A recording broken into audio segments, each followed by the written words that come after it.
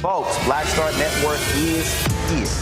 Hold no punches! I'm real revolutionary right now. Black power. Support this man, Black Media. He makes sure that our stories are told.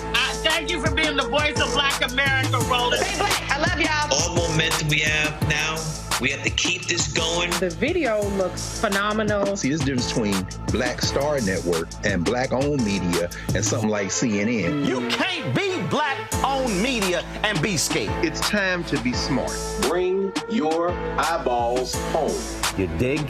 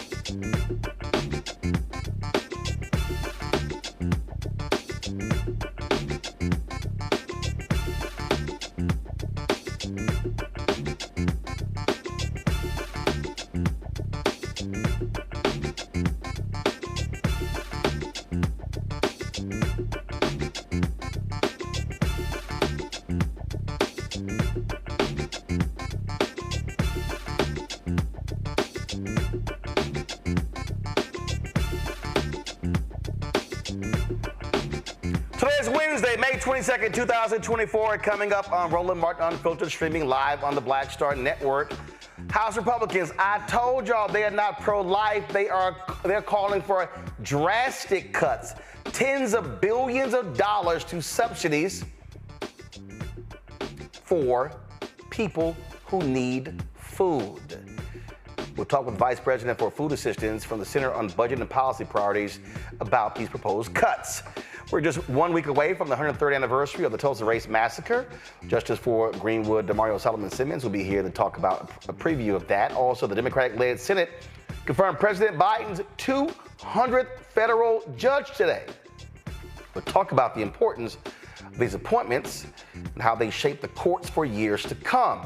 In our Tech Talk segment, Fed-based founder Isaac Hayes III will talk about the benefits to raise equity crowdfunding. Also, the Crockett Chronicles will be joined by Texas Congresswoman Jasmine Crockett. Let's just say she's been getting a little attention today. And we'll talk about today's Oversight Committee hearing. And, ooh, Lord, did she jack up Marjorie Taylor Greene. And the bleach, blonde, bad-built, butch body comment is taking over the internet. It's time to bring the funk. I'm Roland Martin Unfiltered on the Black Star Network. Let's go. He's got it. Whatever the miss, he's on it. Whatever it is, he's got the scoop, the fact, the find. And when it breaks, he's right on time and it's rolling. Best believe he's knowing. Putting it down from sports to news to politics. With entertainment just for kicks, he's rolling. It's on go, roll, y'all. It's Rolling Martin, yeah. Rolling with Rolling now. He's funk, he's fresh, he's real, the best, you know he's Rolling Martin now.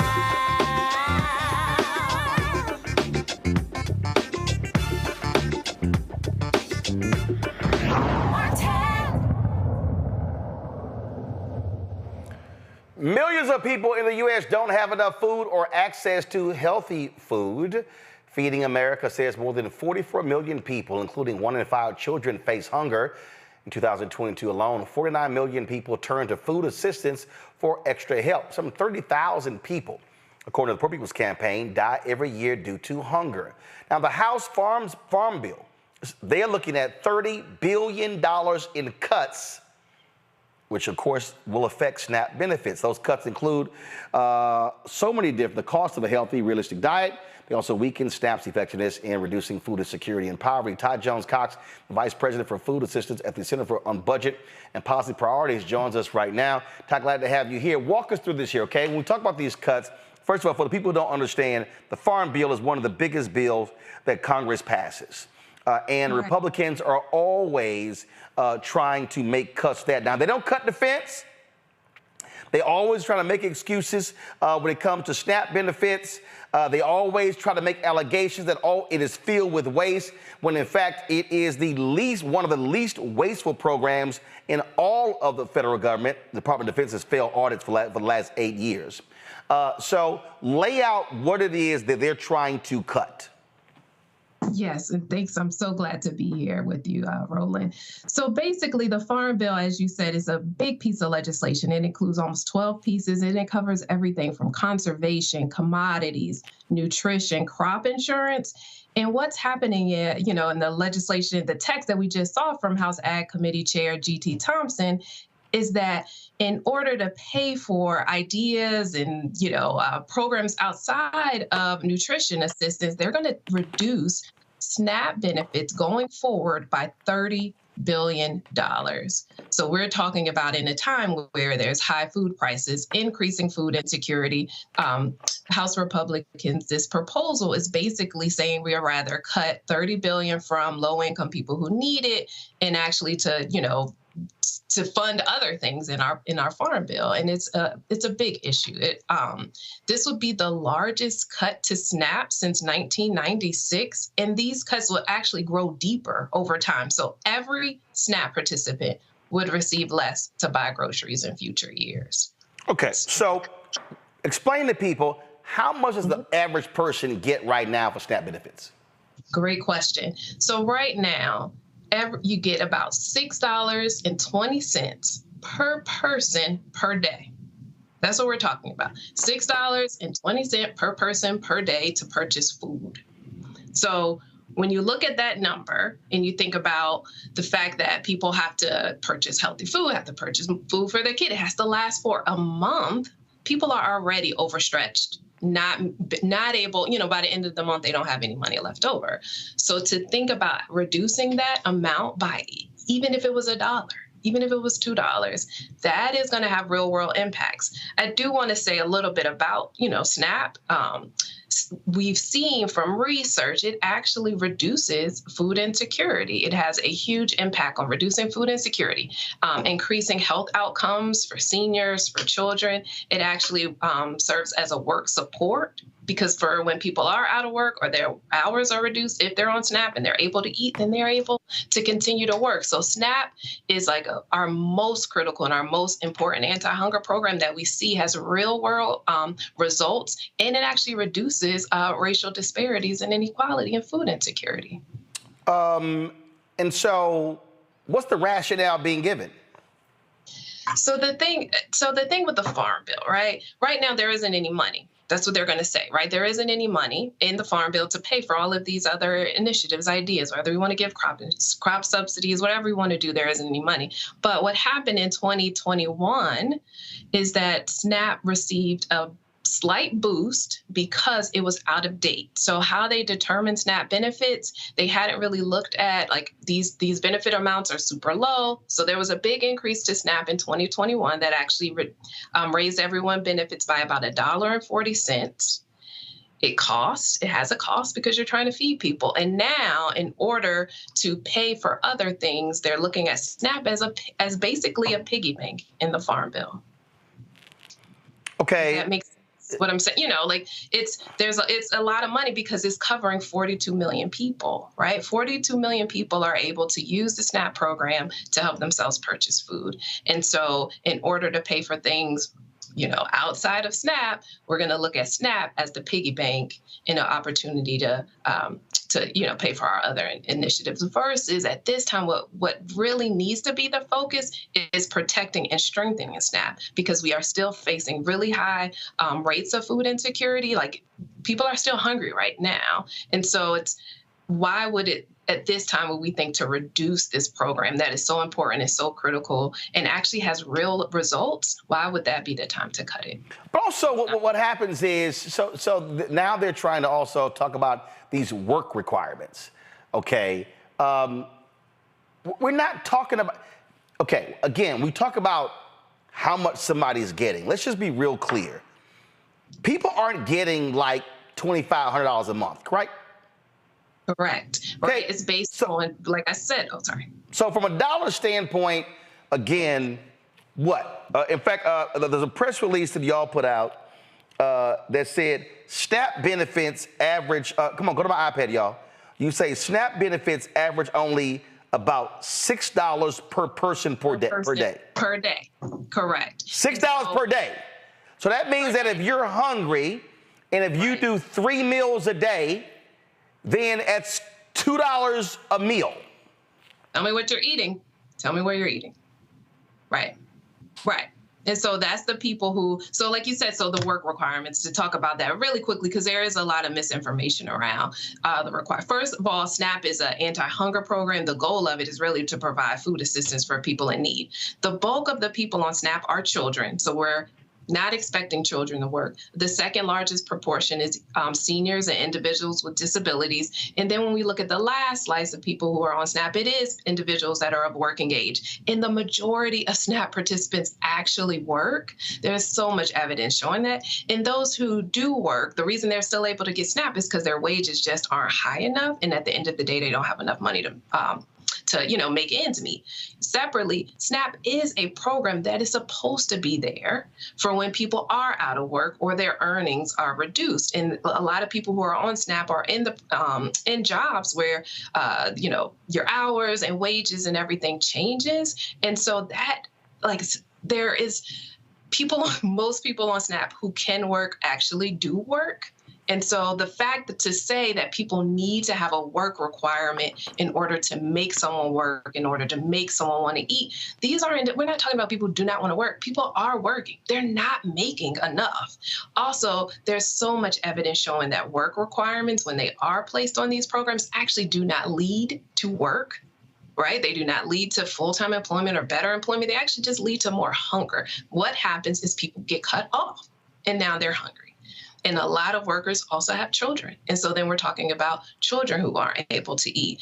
There's so much evidence that shows that work requirements do not actually work, and that what does work is having a program here like SNAP that is there when people are working, when they aren't working, when they're in between jobs, so that this one less thing they have to worry about in their day-to-day is, what am I going to eat, right? What am I going to eat, and what are my kids going to eat? And just for folks to understand, when we talk about the budget, go to my iPad. This is the deal.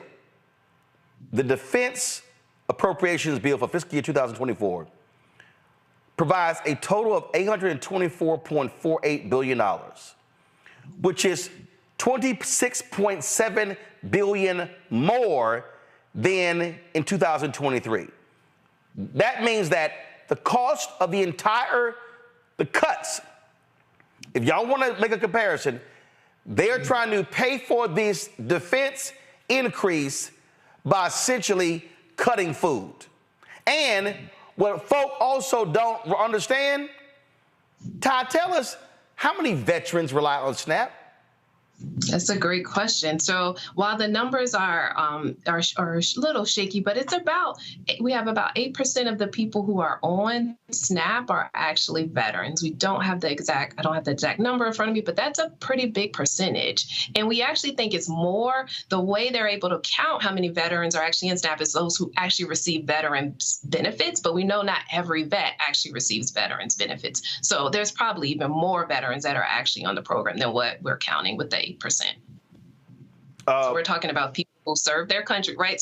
Who serve their country, right? And now are having trouble purchasing food. And then, we're thinking it's okay to cut those individuals. And again, I want everybody, go to my iPad. This is right here from the USDA. Military and veteran families, benefits that you have earned, programs for which you may be eligible: SNAP, WIC, FDPIR, SFSP. So the folk who gives more, so let me explain, the folk who want to give more money to defense, which actually rewards defense contractors, want to cut SNAP when you actually have military families and veterans who use SNAP as well. So folk need to realize when they jacking the money up for defense, that ain't going to the troops and their families. That's going to defense contractors. Right. And I want to, Go ahead. No, I just wanted to also just emphasize another piece about SNAP. Like, in addition to that, it impacts the participants, right? But retailers, grocers, farmers, this is a program because it provides a core benefit of food. Like, it just has a ripple effect throughout our country and throughout our economy. So it's important for the participants, but it's also important for retailers and communities and farmers. And so this is the program that we need to make sure that we invest. So first of all, let me put it in a different way than you.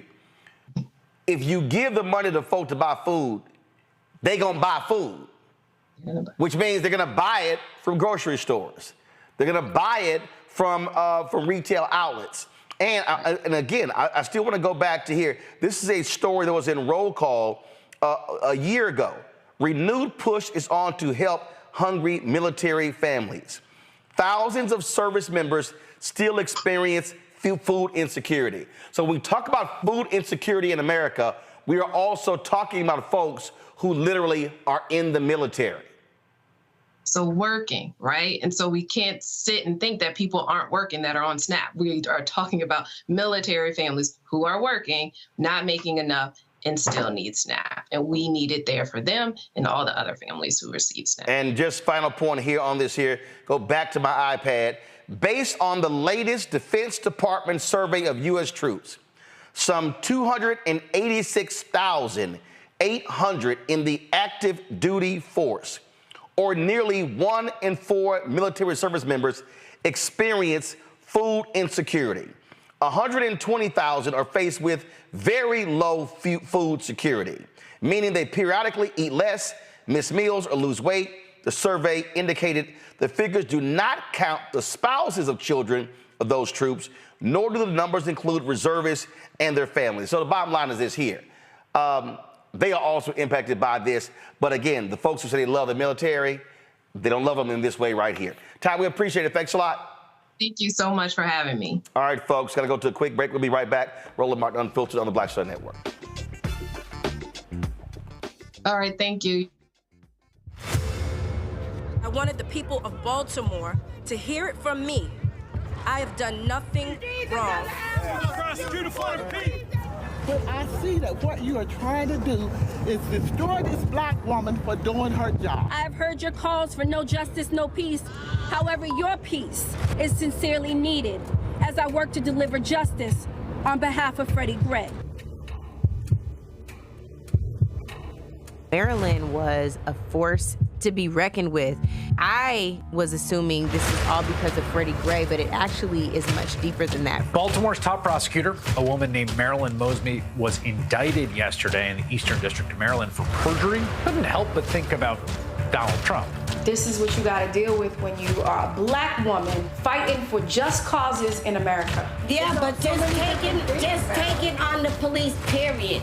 She's stepping on their toes. They want to cross her out of the system so she can't stand up for the preacher. Reached in the pool and grabbed me and pulled me out. Imagine if this were you. You would want people to stand in your corner. I lost my car. I lost my job. I lost my marriage. And I almost lost my mind for a little while. It's just so much right now, Lord, and I'm just saying, why are you putting all of this on me? I'm about to break. Next on A Balanced Life with me, Dr. Jackie, summertime when the living is easy, or is it?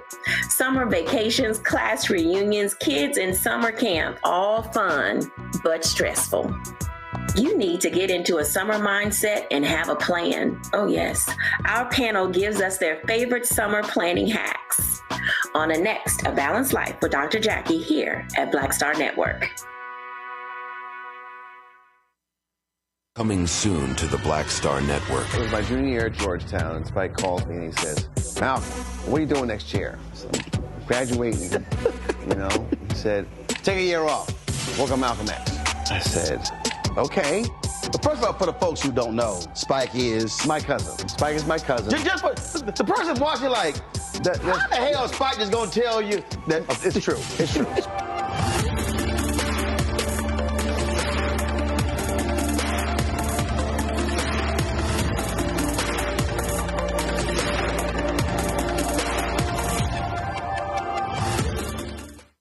What's up? It's Sammy Roman. Hey, it's John Murray, the executive producer of the new Sherry Shepherd Talk Show. It's me, Sherry Shepherd, and you know what you're watching, Roland Martin Unfiltered.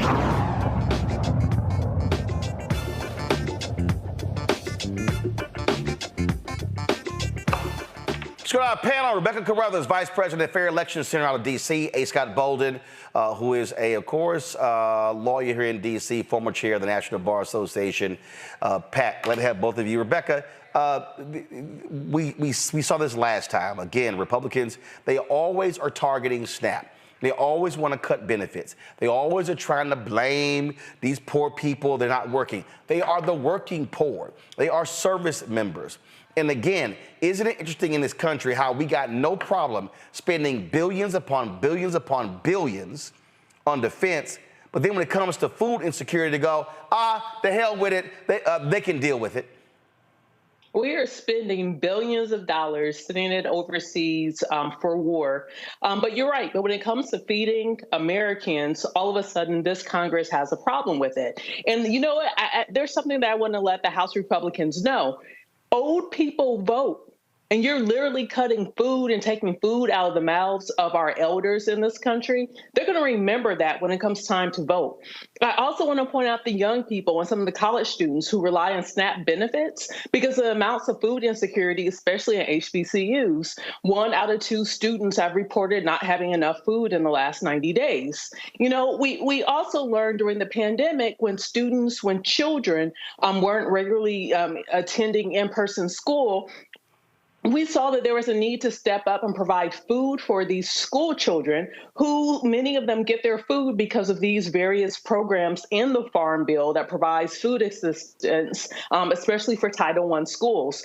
You know, and this isn't just a Black problem. This isn't just a Hispanic problem, but there are many poor white people in this country that require on this in order to have at least some type of nutrition. And so the Democratic Party really needs to connect the dots and let people know these people are stealing food out your mouth. They don't think you deserve it. If you've served in the military, you're a current military family, and you do not have enough to eat, so what? So I really want to see how the Democrats are going to connect messaging around this to make sure that people understand, hey, if you continue with this type of House makeup, if you have a Trump administration, Trump is the type of president who will sign off on a bill like this that would reach his desk. So I'm hoping the American public is paying attention, but I'm also hoping that the Democratic Party uses this opportunity to connect with messaging and let people know, hey, there is a stark difference between the two parties. You know, Scott, I'm sitting here looking at this piece in the New Republic. Stephen, go to my iPad. It says, for most of SNAP's decades-long history, benefits were determined on a cost-neutral basis. The TFP was only updated 3 times, in 1983, 1999, 2006. That changed with the 2018 Farm Bill, which was approved while Republicans controlled Congress and the White House. It says the bill required the TFP to be reevaluated by 2022, every 5 years thereafter. 2021, the Biden administration updated the TFP to increase the maximum monthly SNAP benefit by 21%, averaging out to be a little over $6 in benefits per person per day. This development outraged Republicans who argued that the U.S. Department of Agriculture violated congressional review and resulted in the first ever $1 trillion farm bill. Now, here's what's so crazy. The SNAP benefits, Scott, are not $1 billion. It's the total farm bill. Here's what the Republicans never want to talk about with the farm bill. They never want to talk about all of them subsidies, welfare, being given to largely white farmers to not grow stuff. But they're complaining about people getting money to actually buy food, but they're handing away massive subsidies. And most of those poor white farmers that they're giving the money to are in the top of the poorest states. Top 10 poorest states are what, Roland? Red states. But here's another point when you get to that $6 per person per day. It's even worse than that in the sense of the following, right? Michelle Martin, a brilliant journalist who's a colleague of yours, who I'm sure you know, was with ABC about 15 years ago. And she did this piece on poor people and how poor health and what causes poor health with poor people that taxes the healthcare system. You know what it is? It's that they don't have enough money to buy healthy food. They're in food deserts, and the food access to food in their poor communities, whether it's rural America or urban America, these food deserts, the quality of food that they have access to, as limited as it may be, is not of high quality, right? It's high in sugar, high in carbohydrates. It's processed food, right? And so they take that $6 and they buy 3 bags of Cheese Whiz or Cheetos so that they can feed their family, which is completely unhealthy, right? And then what happens? They develop diabetes, right? They develop heart conditions. They develop all kinds of other health challenges that come with poor eating, right? So now you're taxing the healthcare system, right? Everybody's got diabetes now. They have other issues, all because of a poor diet. So the food, or the lack of food service, or the lack of food in these food deserts feeds right into the healthcare challenges and the healthcare crisis, not just in Black America, but all America. It is a vicious cycle that the only people that are benefiting from this, right, aren't the food manufacturers, in fact, but the pharmaceutical companies. In fact, the only good thing in this bill, go to my iPad, is that the House Farm Bill would remove the ban on low-income Americans who have a drug conviction felony from obtaining SNAP benefits. This goes to show you, Rebecca, how shameful and despicable this country is. Oh, if you had a drug felony conviction, they're saying, yeah, you can't apply for food benefits. You can't eat. Like, this is literally insane. And even to Scott's point of even calling this food deserts, I'm going to push back. I'm not going to call this food deserts because deserts are a phenomenon that occurs in nature, right? But let's call this food apartheid because there is intentionally, we know that there is redlining with where grocery stores and places to buy fresh food, Exactly. you know, where they're placed. So this is intentional. None of this is by accident or oops, we didn't know that there's large swaths of people, mainly Black folks and mainly Hispanic folks who don't have access to quality, affordable food. This is just, it really shows you the priorities in this country.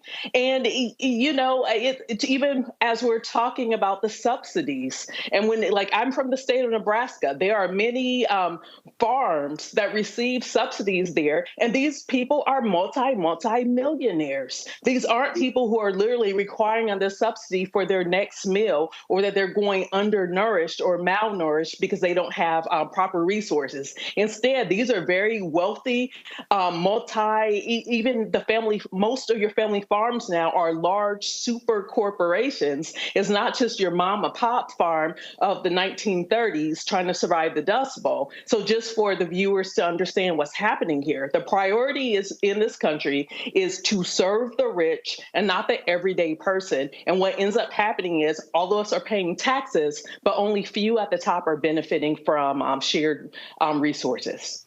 Roland, one other thing, Scott, 1 second. So go ahead. This is the actual farm bill itself. I just want y'all to see what's all in it. You see stuff we're dealing with acres, non-recourse marketing assistance loans, repayment rates for upland cotton, long grain rice, medium grain rice, sugar allotments, dairy. Then, of course, you have right there SNAP. Look, emergency assistance for honeybees, tree assistance program, assistance in the form of block grants. Then you have other areas, conservation. So really what they want to do is they want to cut $13 billion regarding climate change from this bill as well. As you see, environmental quality incentives programs, conservation stewardship programs, and other programs as well. And then, of course, funding and administration. You've got different programs there, agricultural, conservation, easement programs. So this bill covers a 5-year period. And so people just need to understand when we talk about the farm bill, it's a whole lot. In fact, the USDA, folks don't realize here, actually has one of the largest banks in the country because they fund projects in places that traditional banks do not. Go ahead, Scott. You can go to upper northwest Washington, D.C. in the Palisades, find a Whole Foods and even a Safeway or a Giant and look at the food offerings. 10 times more healthy food offerings. You go to Southeast Washington, go to any one of those supermarkets, and I promise you, you have a higher collection or selection rather of saturated foods, foods at high fat, high carbs, and no food education program available in Southeast Washington, right? Poor people can't even get educated on healthy eating because their choices, even when they do have a grocery store there, aren't offering them choices. You can't tell me that's because they're poor and Black versus upper northwest or the Palisades. Well, first of all, that's just dealing with food deserts. At the end of the day, they don't even care. They just simply want to cut all benefits whatsoever. And so we'll see what happens with the ballot there. Remember, if it gets the Republicans in the House, it still has to go over to the Senate, where Democrats could potentially block it as well. Gotta take a break. We come back. We're going to talk about the 103rd commemoration of the Tulsa Race Massacre. Also, we'll be joined by Congresswoman Jasmine Crockett on today's show. Boy, she's got folks talking about her going after Marjorie Taylor Greene. Plus, we'll talk about equity crowdfunding and benefits. In addition to that, we also will deal with the 200th federal judge confirmed under President Biden. And he's appointed the most Black federal judges of any president in American history, including President Barack Obama.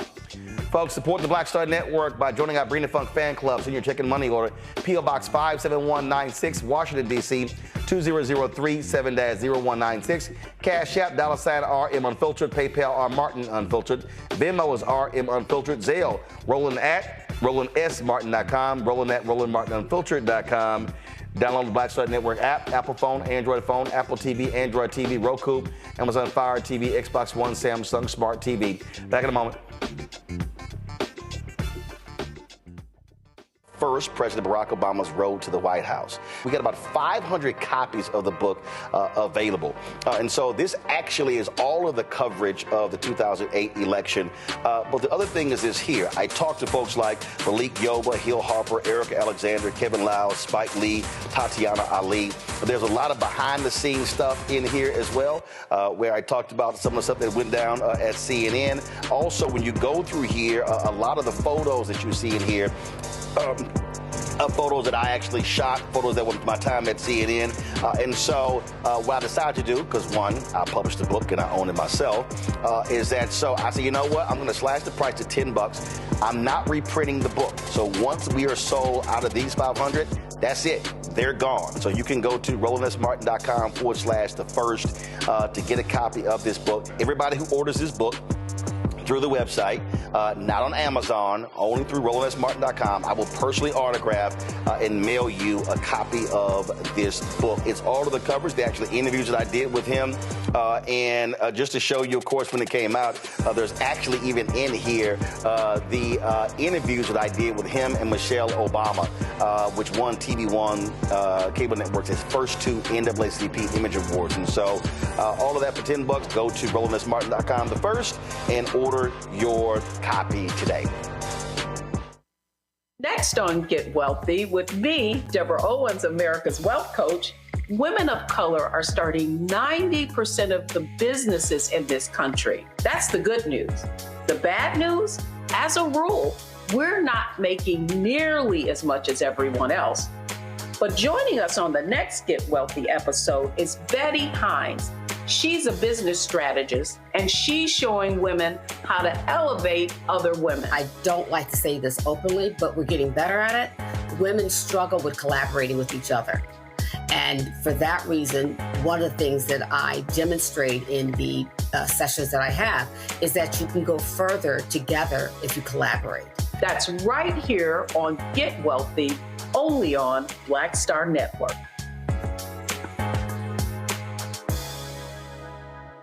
Hey, what's up, y'all? I'm Devon Franklin. It is always a pleasure to be in the house. You are watching Roland Martin Unfiltered. Stay right here.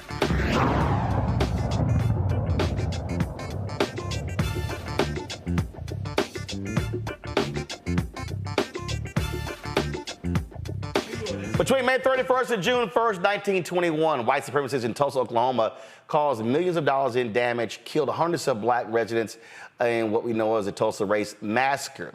2 folks are still survivors. Centenarians Mother Randall and Mother Fletcher continue to fight for justice. What's going to be taking place, of course, next week. In addition to the gala, is also going to be a short documentary about Black Wall Street and the Tulsa Race Massacre premiering on the anniversary of the massacre. Damario Solomon-Simmons, founder of Justice for Greenwood, joins us right now. Damario, what's happening? So, what's going on, my dude? What's this doc? Hey, Mini Doc, we got a national partnership with Lush Cosmetics throughout the nation. And to kick this off on May 31st, the 103rd anniversary of the massacre, we're having a mini documentary about the work that we're doing to secure justice and reparations, not just for our 2 lovely young ladies who are 110 and 109, but the entire Greenwood community. So, and where's it airing? It is airing in Tulsa, Oklahoma at the Circle Cinema. And right, so it's going to be airing there, but it's airing on... Yes, on June 1st, we'll be airing it. You can go to greenwoodisstillburning.com, greenwoodisstillburning.com, and we're going to air it, premiere nationwide on our website. Now, you're also still waiting to hear from the Oklahoma Supreme Court, correct? Yeah, absolutely. As you know, on April 2nd, we gave our actual oral argument in front of the Oklahoma Supreme Court. We need 5 out of the 9 justices to come back with a yes vote, and they're not telling us if we actually won the case yet. We're just asking them to allow us to move forward into discovery and towards the trial. We hope and praying and have everyone to be praying that we get a decision as soon as possible. Time is of the essence. We do know that the Oklahoma Supreme Court takes a recess at the end of June all the way to September. So hopefully, fingers crossed and praying every day that we get a decision before June 30th. So, so walk through the events that will be taking place next week. So my sister, Dr. Tiffany Crutcher of the Terrence Crutcher Foundation, it's her 4th annual Legacy Fest. And so on May 31st and June 1st, which is the 103rd anniversary of the massacre, we have a multitude of events happening. You already talked about our mini doc that we're doing that night on May 31st.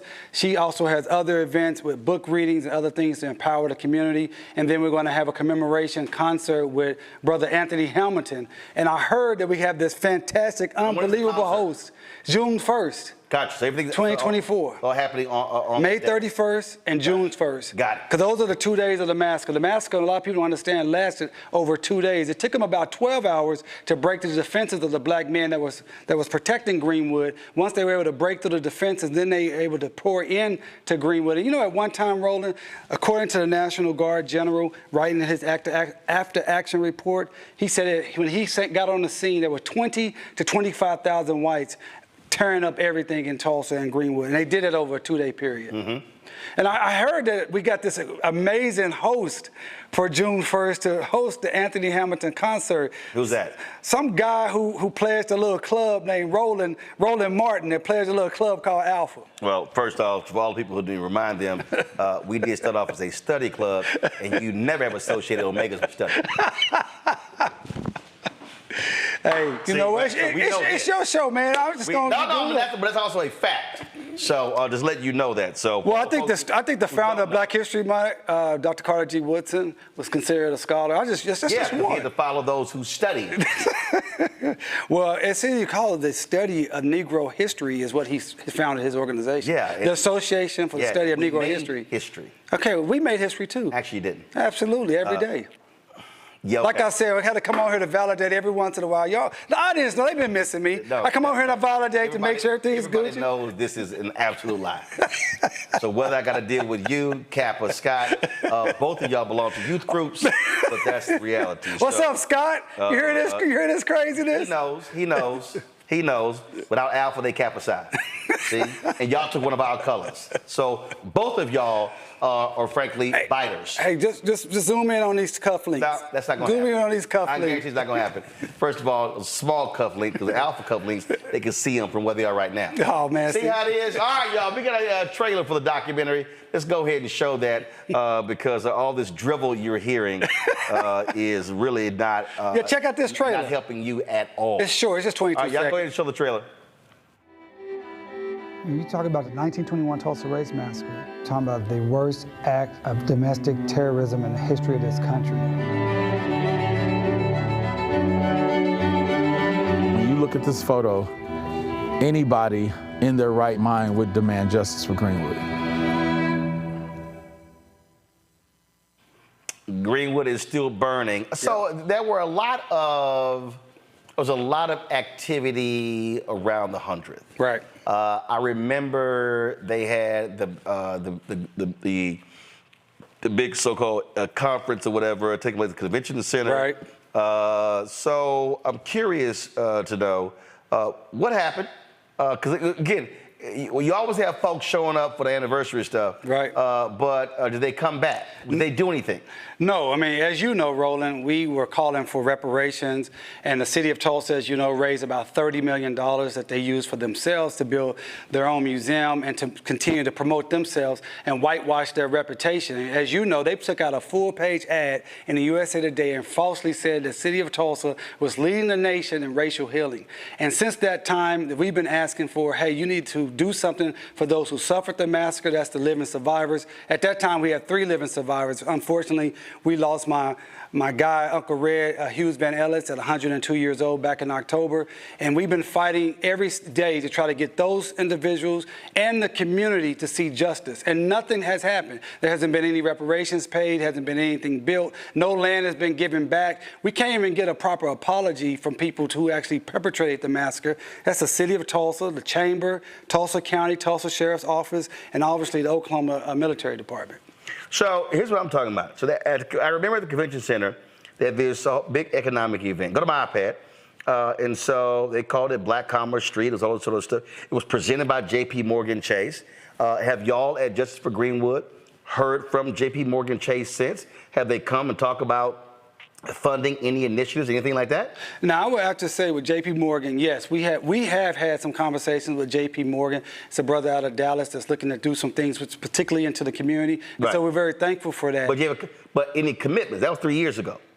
We haven't received any commitment at Justice for Greenwood. That's my point. But I do know, I will say, to be fair to J.P. Morgan, they have done something in Tulsa with some business incubation, business incubator type development. Okay.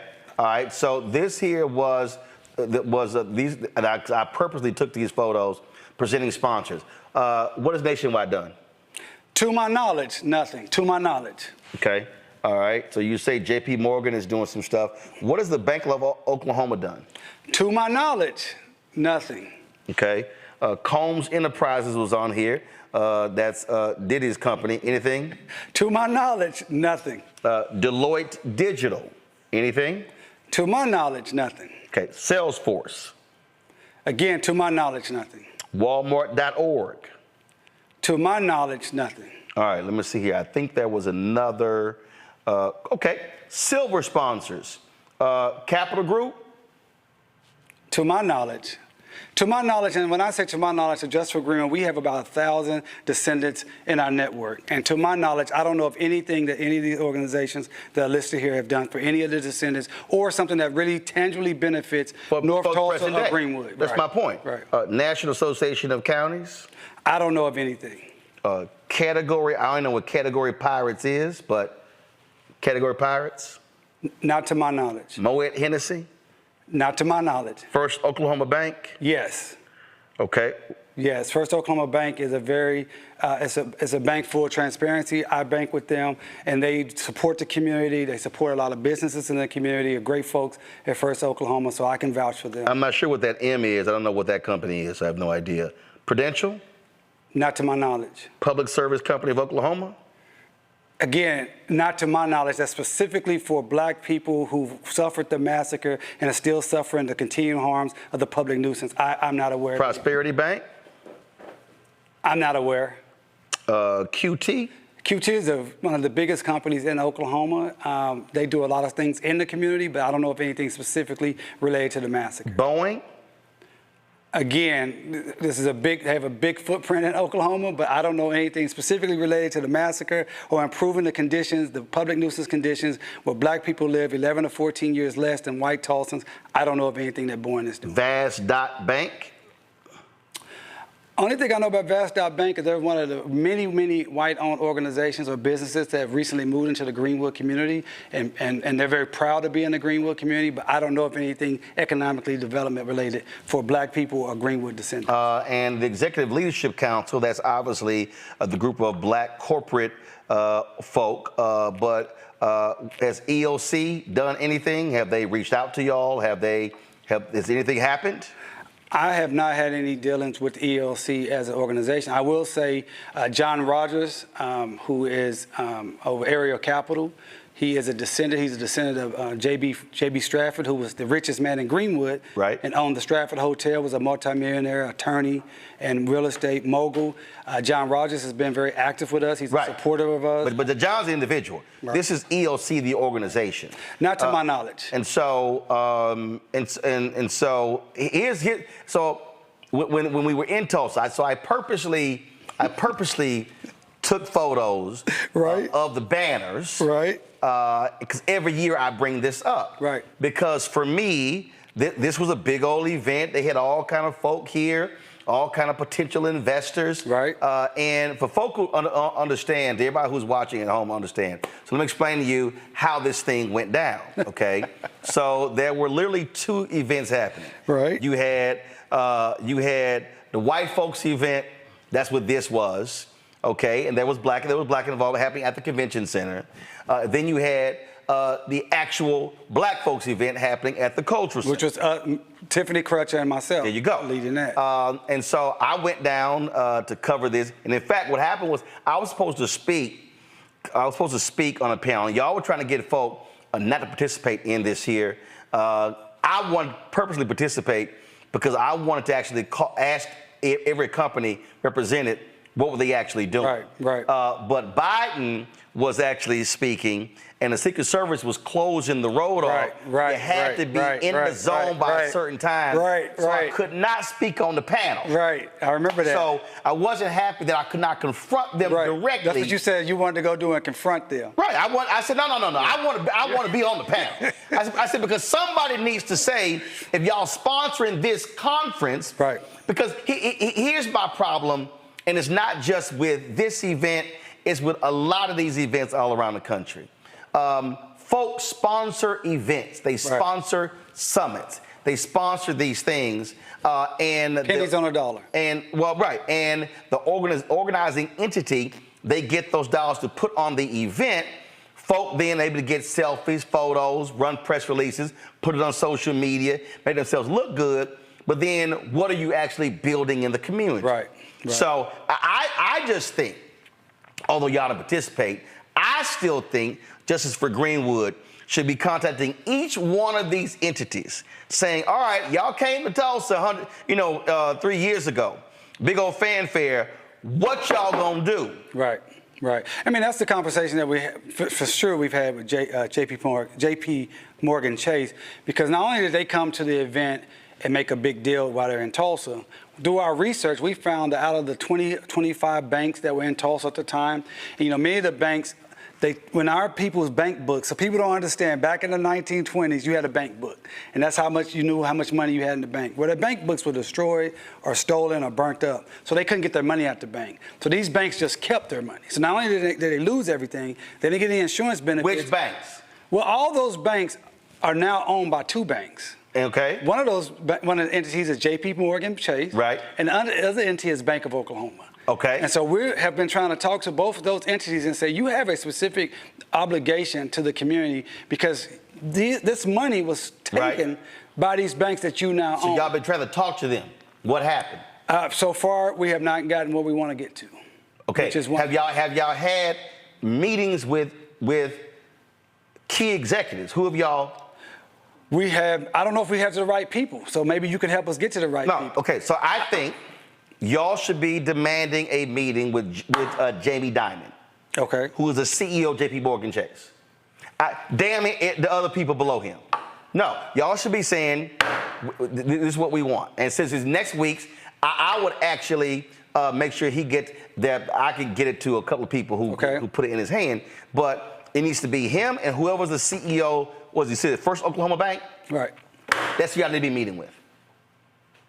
Y'all need to demand a meeting. We want a meeting. Bank of Oklahoma. Bank of Oklahoma. Y'all should be saying, we want a meeting with the CEO of both of those banks to discuss this very issue. That should be the conversation. I like it. Let's make it happen. And while we're doing that, the insurance companies. Alphas are here? The insurance company. Hey, go ahead. Make it happen. Go don't just talk about it. Make it happen. That's my point. Don't just talk about it. Make it happen. Hold on. First of all, you talking to the wrong one now, because I will literally send that text message. Let's do it. To his number 2. I'm ready to go. I'll stay here and we'll go to New York together. Okay. Let's make it happen. And while we're doing it, you mentioned the No, go ahead. What's the insurance companies? The insurance companies. We're talking about, so for instance, the Hartford. We spoke with the Hartford's general counsel. We've spoken with, and then they kicked us over to the DEI person, which was a fantastic No. But we wait a minute. This is not about DEI. This is about what you owe. They always want to see you to the Negro whisperer. That's right. No. That's right. Okay, so y'all. And she was a fantastic person, by the way. Don't mean nothing. She ain't got no P&L responsibility, and she got no budgetary responsibility. So y'all met. Okay, Hartford. You said the Hartford what? Hartford Insurance Company. Okay, who else? We're talking about AIG. Okay. All right, we're talking about Chubbs. Those three. Those three insurance companies own the insurance companies that refuse to pay insurance claims for the Tulsa Race Massacre. All right, so here's your homework. Okay. Here's your homework. This is your homework. Okay. All right. This is your homework. And that is, y'all need to be. Draft letters. We have letters to the CEOs. We can just change off That's fine. From the general counsel to the CEOs of all 5. So the 3 insurance companies and the 2 banks. Okay. Do that. As soon as y'all draft that, send it off. Get us a copy. We'll put it on the show, and then again contact them about conversation, because and I still say this here, y'all need to be contacting. And I'll happily text you these photos that I took. Thank you very much. Every single one of these companies saying, you came there for the photo op. Right. What are you doing? Right. You know, there's a lot of individuals came too. Can we contact them too? No, we're going to deal with the companies first. See, Okay. I'm going with the money first. Okay. I'm going with the money first. Okay. And then we can get to those folks as well, because this is my biggest problem with most of these events. It's photo ops.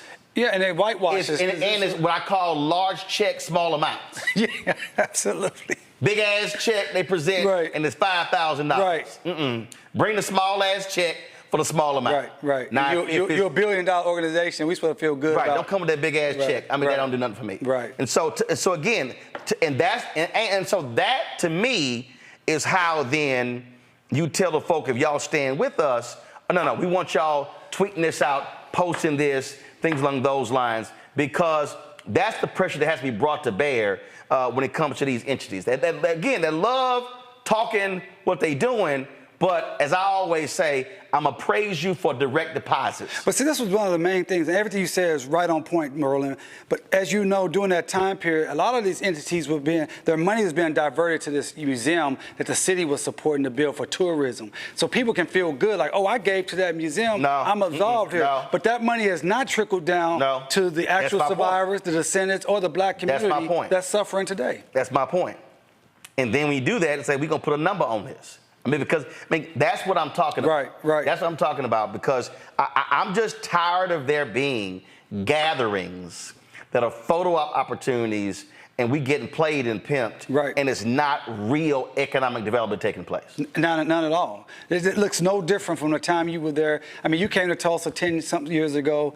It's no different in North Tulsa. In fact, it's worse. Like, for instance, every single one of these companies should be advertising with Black Wall Street Times. See, so what I'm talking about isn't just, I'm not interested in community grants. Right. I'm talking about business. I'm talking about contracts. Right. Business.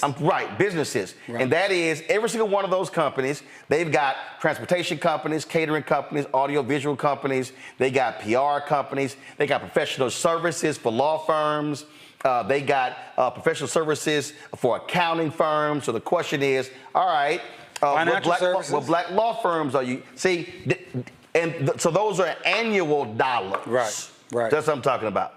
Right. I mean, this is why your show is so important and what the work you're doing. I mean, you're the only person in the nation that's doing this on a national daily service. And I hope everybody understands why we have to support you so much, because you're talking about things that actually matter beyond some headlines, beyond some gossip, beyond some pop culture. You're talking about business, contracts, annual money that we can actually build our communities up. And it's very, very important. And you're absolutely right. Everybody came in and they wanted to leverage the Black Wall Street story. And that's another thing. They kind of co-opted the whole Greenwood story because they wanted to make it all about capitalism and pull yourself up by the bootstraps. That is not what created Greenwood. That's not what created the greatness of the black community called Greenwood. It was cooperative economics. It was land ownership. It was a decision, a freedom mind state to say, we want to create for ourselves and recirculate the dollars amongst ourselves. Now, of course, there was segregation, but segregation is not the reason for Greenwood. Right. Segregation, they said, okay, we see what you're doing. We'll be good over here. Right.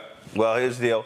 So yeah, I'll be there next Saturday. That's right. But let's get these letters. Let's get it to them. Then we gonna follow up, pushing them and putting that pressure on them as well, and say, no, damn that. Damn a meeting with the no.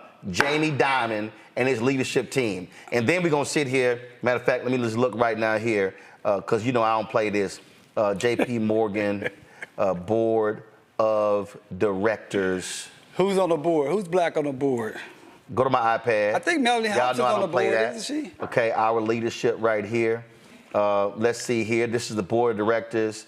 Alicia Bowler Davis. Oh, boom! Melanie Hopson is on the board of J.P. Morgan. This is the operating committee. Here we go. Got it. All right, not a problem. So here's the whole deal. You get me your Jamie Dimon letter. I will send that to Melanie Hobson. I will text that to her directly.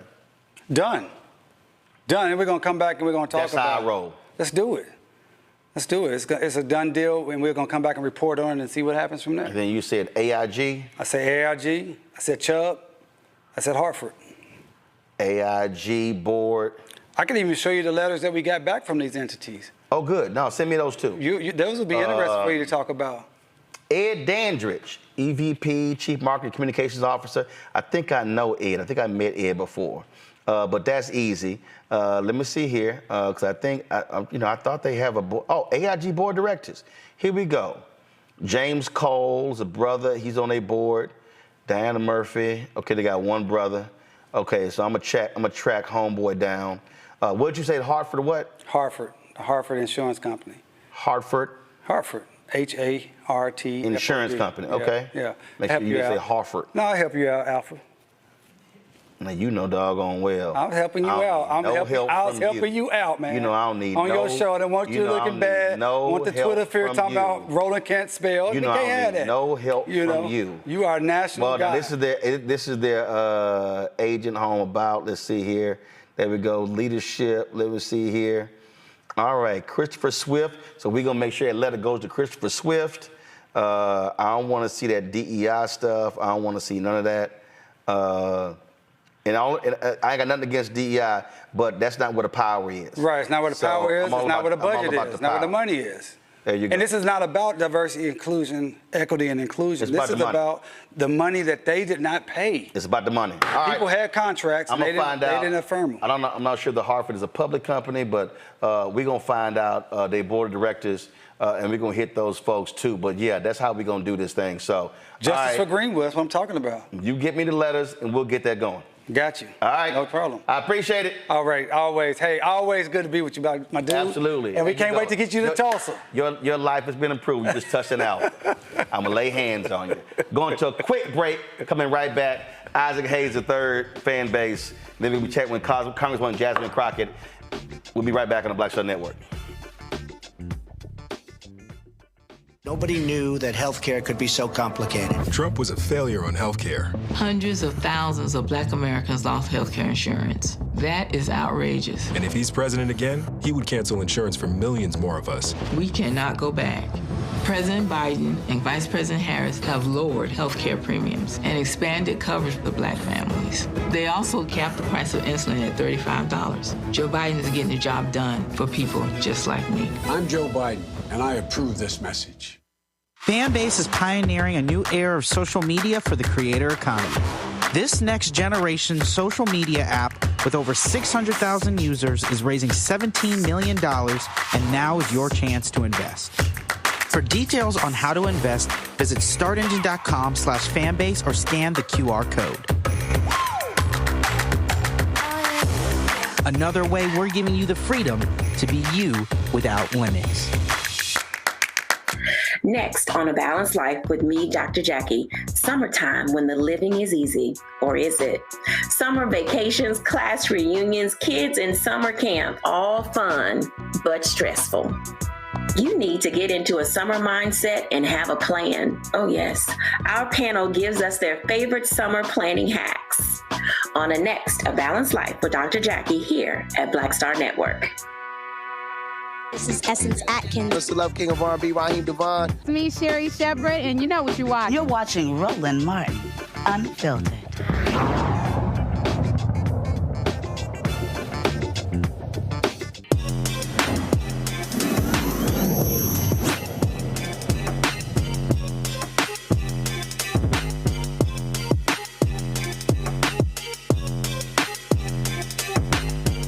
Massive changes have happened when it comes to raising money these days for companies. Crowdfunding is a huge way to do it. The rules have changed, which also make it a lot easier for Black entrepreneurs. Isaac Hayes III, founder of Fanbase, joins us right now. Isaac, glad to have you back for Tech Talk. We talk about crowdfunding. We can thank President Barack Obama and his administration for helping push that, where the rules were changed in terms of how much you could raise, correct? Yes, absolutely. 2015, the Jobs Act was launched, and it was signed into law, and basically it removed the accredited investor regulation, which means anybody, any American, anybody can invest in an early stage startup regardless of their net worth or annual income. So when you hear of these these massively huge tech companies that were funded by venture capitalists or angel investors, now it gives the opportunity for the general public to be one of those people. And so that law came into effect in 2015, And that is what I've been using and what I've used successfully to raise capital for fan base. And so it's a way for people to actually have equity in corporations that can scale to millions and billions of dollars. And you can have, the great opportunity that all these other people have that are already rich to invest and put money into a startup and then have it turn into a big return. So there are a lot of different folks out there. You got Start Engine, you got Republic, so you've got multiple platforms. Yes. So WeFunder, Republic, Start Engine, which is the one I use, they all offer the same kind of like opportunities. Some of them have different ways that you can raise capital. I went with Start Engine at the time, and Start Engine is now probably the #1 company that allows you to do equity crowd fundraising. The way that it works is that these corporations have often had a hard time raising capital for businesses. So small businesses, anybody. Let's say you want to open up a bakery or, a hair salon or whatever, film a movie or start an app. It's hard to get people to give you money, especially in the Black community. We don't have access to capital from venture capital, or the banks don't loan us money. So now we can crowd from our community and actually raise that capital. But the difference is this is not GoFundMe. This is not WeFunder. This is not a donation. These are actually stock investments where you actually have, equity and ownership in the company. And so these have sprouted up, and they really serve as a great opportunity for Black people, especially Black people, to actually, fund their businesses. And I've helped, multiple companies actually go to Start Engine and raise capital. The Black Bread Company, Crown and Hops, Borrow App, Switch App. These are all companies that I helped raise capital on Start Engine. So I tell everybody, if you really want to have an alternative way to try to raise capital for your business, equity crowdfunding is something you should absolutely try. And obviously for investors, everything is a risk, but this also is a way for small investors to be able to be a part of the process, where normally you get locked out when it comes to making the real money when these companies go public. Yeah, absolutely. So a lot of times with these rounds, let's say you're investing in a tech startup, sometimes the minimums to invest are $50,000, $100,000, $250,000. With my platform and with what we've done on our campaign for Fanbase, which you can invest in now on Start Engine, the minimum to invest is $399. At $665 a share, you get 60 shares of stock in Fanbase, right?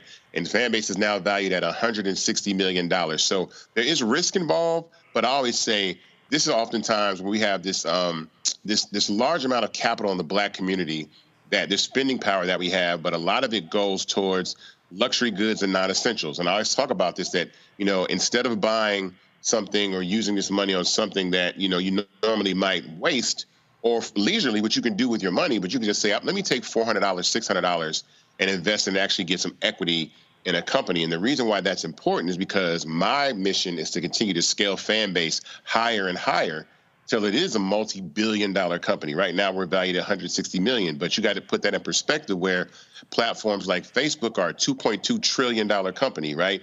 ByteDance, which owns TikTok, is a $350 billion company. Instagram, separated from Facebook, is a $300 billion company. So even if Fanbase gets to $100 billion, which would be phenomenal, out of this world, that's still 1,000x return on the money that you put in. And those are the things that are important. And that's why you see the rich getting richer, because they put 5,000, 2,000, 3,000 to a company. It winds up being a 5,000x return, a 100x return, a 2,500x return. And then you keep doing that over and over again. So I tell everybody, that's how we got to kind of invest in our businesses. And then especially with social media, because Black culture contributes so much to social media. We're the music, we're the dances, we're the comedy, we're the skits, we're the culture, we're the fashion, we're all these things.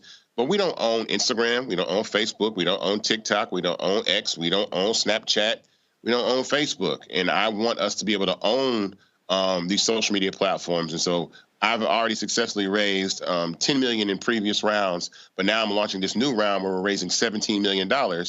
And my call to action is for your viewers and everybody who's watching to invest just $600 into Fanbase. If we get 28,650 people to invest $600 in Fanbase, we raise $17 million. And that gives Fanbase the capital to scale faster, build faster, do all these amazing things. And so that's what I'm looking forward to in launching this new round that we got going on. Is there a limit? The last question, I'm going to go to my panel. Is there a limit to how many times you can do a crowdfund?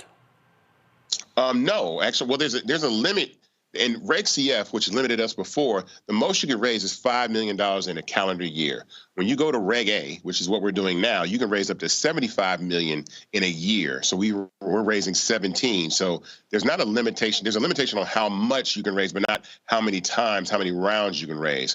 And the maximum that you can invest for anybody, this round is open for accredited and non-accredited investors. So if someone wants to put $1 million into Fanbase, they can invest and put $1 million and get shares in Fanbase, or the $3.99. So it's open for the big boys and the little guys to all come together and have equity and ownership in the company. Gotcha. Scott, your question? Okay, hey man. All right, so I got $600. I want to invest. So yes. I might invest more than $600. So what do I have to do, kind of step by step, in order to give you $600 or to invest in Fanbase for your crowd, for your fundraise? Yeah, so the first thing you would do is you would go to startengine.com/fanbase, right? And it will pull up our campaign page. Once that campaign page, you will see a button that says Get Equity. And then once you do, a few things happen when you invest in Fanbase. The first thing that it does is your money goes into escrow. So it's between the transition. It sits there while the platform does like a money laundering background check. It checks out to make sure that the funds are valid and they're okay. Once those funds are accepted, they move into a pool and you have to confirm your investment. So you'll get another email saying, all right, look, your funds have cleared. Do you want to invest in Fanbase? Because they want to give investors the opportunity to make sure that they're making the right decision. And I love it. So they'll be able to do that. You know, you can click and it says Get Equity, boom. Then it sits in escrow. Then what happens is once you hit that accept and that money hits our bank account, then you are finally invested in Fanbase and have equity in the platform. So I think, like I said, people like you that have $6,000, it's just incredible and amazing that I think that, you know, we can take this opportunity to have people to come on and invest. And if you see right now, you see where we previously crowdfunded on the screen right now, 10 million, just hit $1.2 million raised. So that's another milestone that we just hit. And so again, $600, if we get 28,650 people to invest in Fanbase right now, we raised $17 million, and it gives us the money to scale. And I'm going to catch these platforms. That's what this money is raised for: protecting our IP, scaling up infrastructure, building up the company, hiring more employees, doing catch-up functions. So a lot of these things are, amazingly important and crucial for us to do this. And I'm the only founded social media platform in existence that's giving anyone the opportunity to actually have equity in the company, to actually have ownership, stock. Like when you see these companies that wind up being multi-billion-dollar companies, that's the reason. So you can go to startengine.com/fanbase, click Get Equity, $6.65 a share. You'll get, for $3.99, you'll get 60 shares of Fanbase.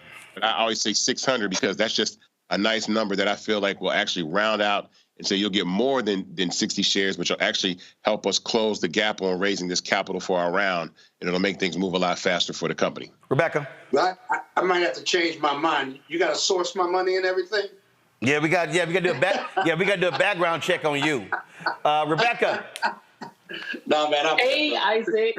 Thank you so much for being here tonight. So tell us more about your experience with being a Black founder. The reason why I'm asking, I saw your post the other day where you were talking about that messaging app that was able to raise $200 million. And it turns out that they had a bunch of fake user accounts. So tell us what it's been like actually trying to start this up as a Black founder, and then what it's been like with even talking to VCs and trying to raise money. Ooh, that's a good one. So, well, most importantly, I think angel rounds, which I had to do, and I just invested in myself. To be totally frank, I went out on a limb and took $200,000 of money that I did not have to spend to build an app to build Fanbase. And so I spent $200,000 building the very first version of Fanbase. And my reason for doing that is so that I would have to prove myself, so that I couldn't walk in there on a sheet of paper and just say, hey, I want to build an app, and somebody cut me a check for $20 million, like a lot of white founders do. Sometimes these founders get cut checks without even proving they can build anything. But I knew, as a Black founder, I knew that the odds would be against me. So I put my money where my mouth is and spent $200,000 to build the app. Once we did that, COVID hit and we really couldn't move. But one of the things that I noticed is that there's such an inequity that exists between the ability for Black people to raise capital from venture capitalists, or who are the primary people that fund these startups, and everybody else. I think in 2023, to be exact, I think less than 0.5% of all the venture dollars, the billions and billions of dollars that went to companies, less than 0.5% went to Black founders. That's how hard it is for Black people to raise money for venture capital. But then you have these guys that can have 95% fake users and raise $200 million from SoftBank, and it's just crazy. So it's an uphill battle for us, but the thing that I think is on our side, especially, and I speak specifically about social media, is that's something that I know that is really what we leverage. It's really what we make popular, what we make, trendy and actually valuable. And so I said, well, who better than to give equity to than the community of people that make Instagram cool, that make TikTok cool, that make Snapchat cool, that make, these platforms cool. So that is my goal, is to say, look, we need to have ownership in these companies, and we all ride together. And then when fan base exits eventually or gets acquired, we go do it again with another app or another business. And we keep repeating this because we need to turn our creations, we need to turn our innovations into acquisitions. Because if not, we are customers to our creations. And that's the thing that I say that's extremely important. We're customers to Instagram. We're customers to TikTok, right? But we should actually own these platforms. We should actually have equity in these platforms that we scale. So it's been challenging, but it's definitely down racial lines for sure. I'm here to do it. I'm gonna keep doing it. All right, Isaac, we appreciate it, man. Thanks a lot. All right, be well, folks. Again, startengine.com/fan base. When we come back, we're gonna talk Black federal judges. President Biden, Vice President Kamala Harris make history with the number of Black federal judges appointed. They ain't done yet. You're watching Roland Martin Unfiltered on the Black Star Network.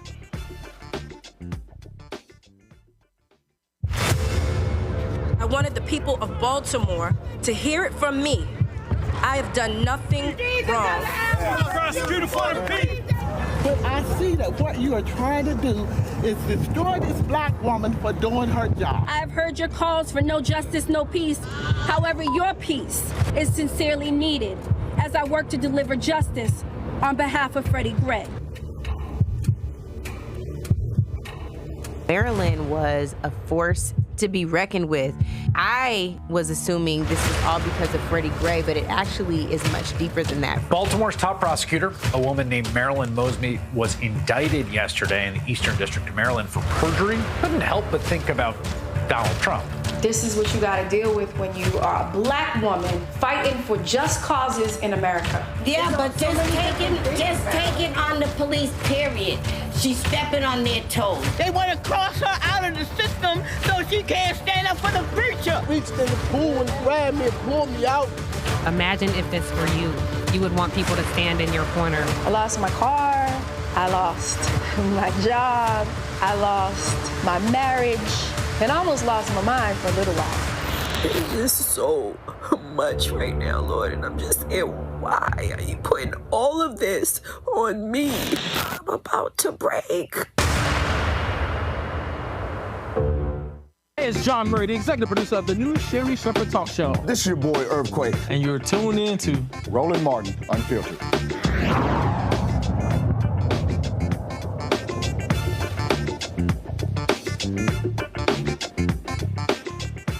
Folks, Senator Chuck Schumer today posted a tweet where he announced the 200th federal judge confirmed during the Biden administration. The White House also put out a press release with regards to the 200th federal judge. Folks, this is the release that was put out. Today, we reached another milestone in the effort to protect the freedoms and liberties of all Americans, the confirmation of the 200th federal judge since I took office. But it's not just those 200 judges, folks. We have a significant number of African Americans who are federal judges. Pull the number up. Y'all got that? Folks, the numbers are clear when you talk about the judges. This is the largest number of Black federal judges ever appointed in the first term of a president. Okay, let me repeat that because some folk think, oh, it's just Judge Ketanji Brown Jackson. No, it is the largest number. the largest number ever of black federal judges appointed by a president in one term. Some of y'all are saying, really? Yes, really. Yes, even more black federal judges appointed and confirmed under President Biden, as well as Vice President Kamala Harris, than even President Barack Obama. 58 total black judges, 37 black women. Joining us right now is a former federal judge, retired federal judge, Vanessa Gilmore. Judge, glad to see you. So I'm always trying to explain to folk who, Obama's our forever president. No, he's not. He was only there 8 years. That's it. That's the total number. What's forever are federal judges, because they can serve for life. That's the thing you pay attention to. And we talk about federal judges. We saw a Texas federal judge stop the Biden credit card charges being capped at $8. We saw a federal judge, a Trump federal judge in Amarillo, rule on the abortion pill. So people that don't understand, you were one of them. Explain to people the power of one federal judge out of the more than 900 in the country. Well, more than 900, Roland. In fact, there are 1,409 sitting Article 3. That is, Article 3 means appointed for life federal judges in the United States right now. And of that number, 59, less than 4%, are African-American women. The motivation, I believe, of President Biden to try to give a fair opportunity for women and people of color to be able to sit on these important seats, I think is motivated in part by a clear understanding of the gross disparity in terms of the numbers of African Americans and people of color, other people of color, and women that have traditionally been able to have opportunities to be on the federal bench. There are still 16 states in the United States that have absolutely no federal judges of color. And as you said, federal judges are sit in a powerful position. They are appointed, can be appointed for life. And the joke goes, you know, the difference between God and a federal judge, God doesn't think he's a federal judge. And so this is really an opportunity to equalize and to make the judiciary look like not just the United States, but even just to look like what lawyers, the population of lawyers look like in the United States. There are 1.3 million lawyers in the United States. 1 in 5 is a person of color, and 1/3 are women. And yet we do not have that same kind of representation in the federal judiciary. 70% are still men, and 78% are white judges. And so this is just an opportunity. 78% of all federal judges are white? Are white. So this is an opportunity for President Biden to sort of step up and give people who have always been willing and able to serve an opportunity to serve. Again, for the people in the back who don't quite understand, Donald Trump, 4% of all federal judges appointed by Donald Trump were black. Yes, that 4%. If you looked at that chart that you just put up a moment ago, it showed the disparity in terms of the number of judges that were appointed by Presidents Obama. The next chart, I believe, Presidents Obama, Trump, and Biden. The first column on the far left represents the judges of color that were appointed and women that were appointed by President Obama. And then you get to the next one, Trump, and you see that red circle represents mostly white men that were appointed by President Trump. And then you get to Biden, and you see the vast disparity and diversity in terms of the number and the type of people that he has given an opportunity to be appointed to the federal bench for life. So you can see just by those charts right there at the bottom how vastly different. The chart at the top shows gender. Obama in the first column, Trump in the middle. You see it's the majority, more than 75% were men, and you see what we have now with President Biden. Very, very different in terms of the opportunities that President Biden has been able to give to people who have been willing to serve. Now he's giving them the ability to serve. But it's not just Biden appointees. You got to have a Dem-controlled Senate to also confirm those judges. And so those two things go hand in hand. Now, if folk want to understand what Donald Trump is saying right now about federal judges, listen. Then I called up my people and I said, I have a guy from New York who's an incredible lawyer. He's got the right temperament. He'd be a really great judge. Oh, good, sir. How old is he? I said, he's 69, sir. So he's going to be there for 2, 3, 4 years. We like people in their 30s, so they're there for 50 years or 40 years. We don't want, and as soon as they said that, I realized, yeah, they're exactly right. My administration will again adopt rock-solid constitutional conservatives to be federal bench justices and judges, but in the mold of Antonin Scalia and Justice Clarence Thomas, who, by the way, right now is under siege by the radical left. Yeah, under siege because he's taking gifts from white billionaires. Let's just be real clear. And the reason that distinction is important because he can mention Clarence Thomas, but he ain't talking about naming no black judges. Again, it's going to be largely white men. When I talk about the power, again, I grew up in Houston, and there have been thousands of federal judges since I was a kid, but the name William Wayne Justice sticks out because I heard his name every single day on the news because he oversaw the Texas prison system. Right. So the power of federal judges is huge in this country, and I think too many people don't understand why who you vote for president and who you vote for a United States senator has a direct correlation to federal judges, and then those are the folks who are ruling on class action lawsuits, who are ruling on death penalty cases, and so federal judges matter. Absolutely, Roland. You've hit the nail on the head in terms of that one. First of all, only senators that are of the same party as the president can recommend somebody to be nominated by the president to become nominated for a federal judicial position. So if there is a Democratic president, only Democratic senators can recommend somebody to the president to be nominated to the federal bench.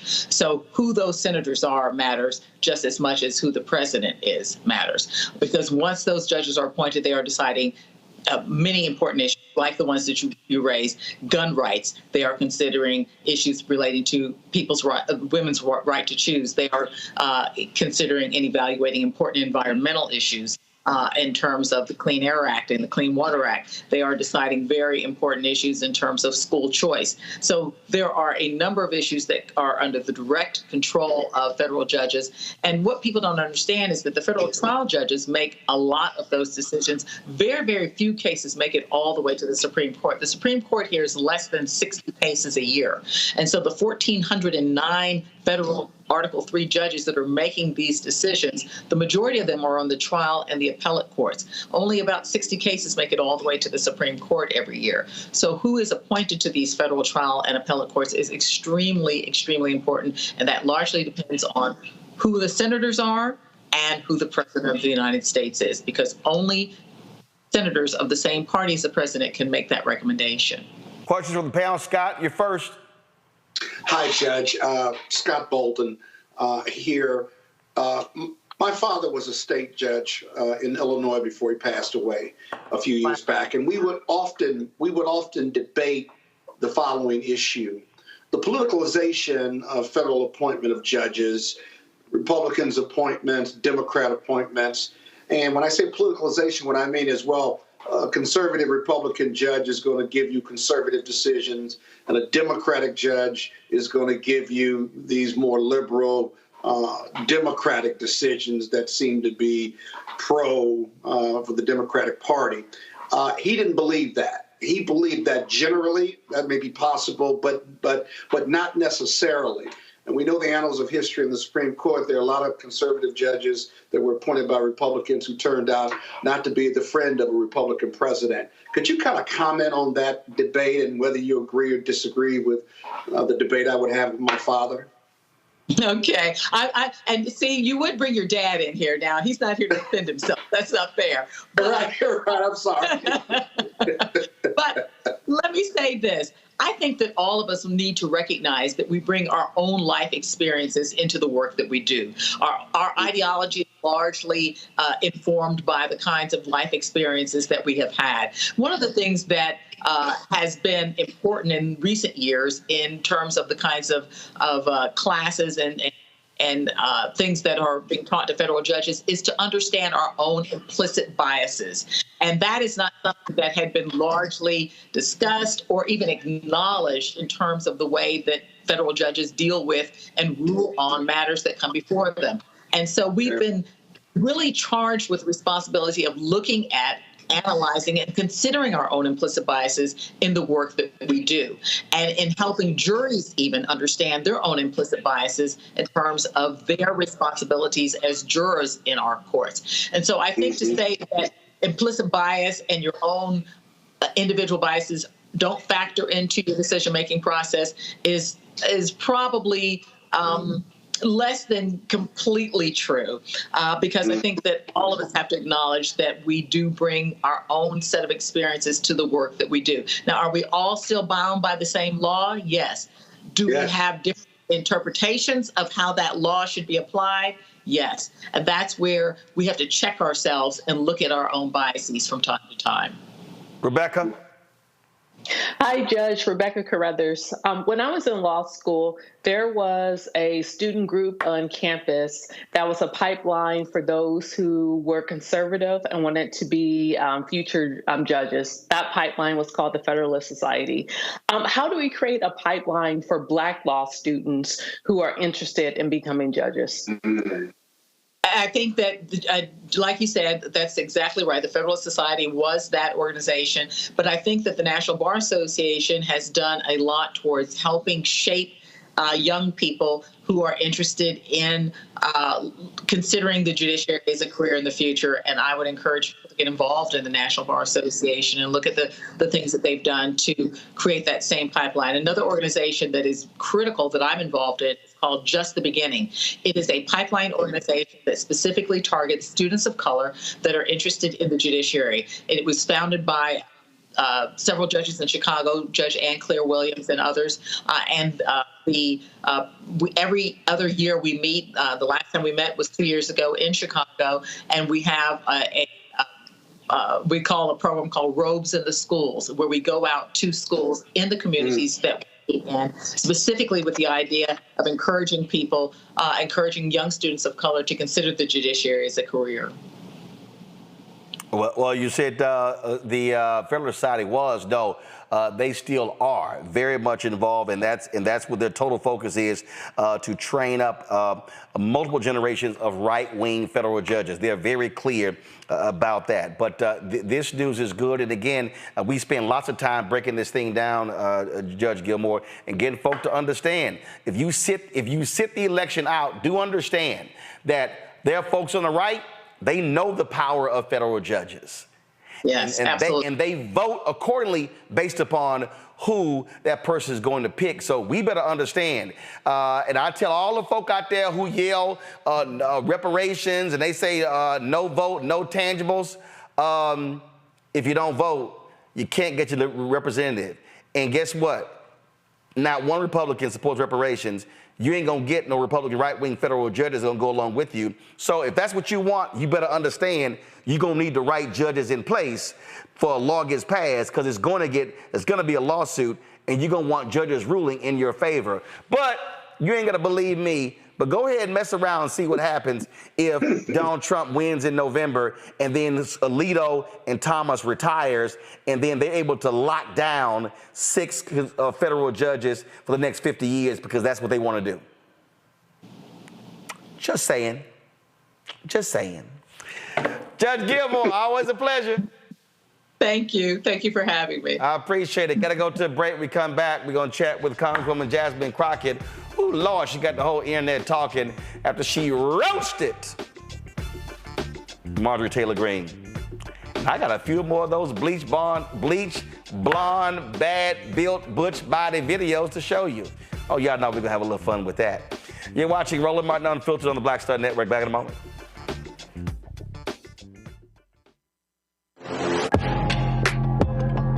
A lot of y'all have have been asking me about the pocket squares that we have available on our website. You see me rocking the Shibori pocket square right here.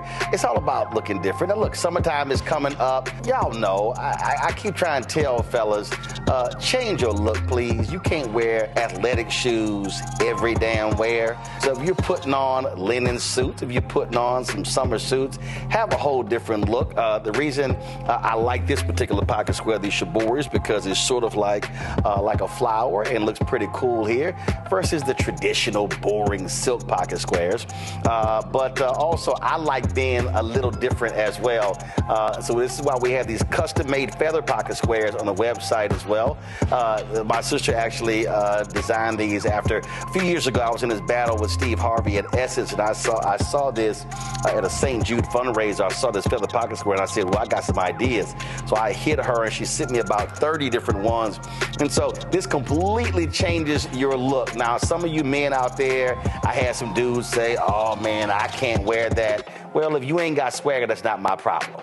But if you're looking for something different to spruce up your look, fellas, ladies, if y'all looking to get your man a good gift, I've run into brothers all across the country with the feather pocket squares saying, see, check mine out. And so it's always good to see them. And so this is what you do. Go to RolandSMartin.com/pocket squares. You can order Shibori pocket squares or the custom-made pocket squares. Now, for the Shiboris, we're out of a lot of the different colors, and I think we're down to about 200 or 300. So you want to get your order in as soon as you can, because here's what happened. I got these several years ago, and the Japanese company signed a deal with another company, and I bought them before they signed that deal, and so I can't get access to any more from the company in Japan that makes them. And so get yours now. So come summertime, when I see y'all at Essence, y'all could be looking fly with the Shibori pocket square or the custom-made pocket square. Again, RolandSMartin.com/pocket squares. Go there now.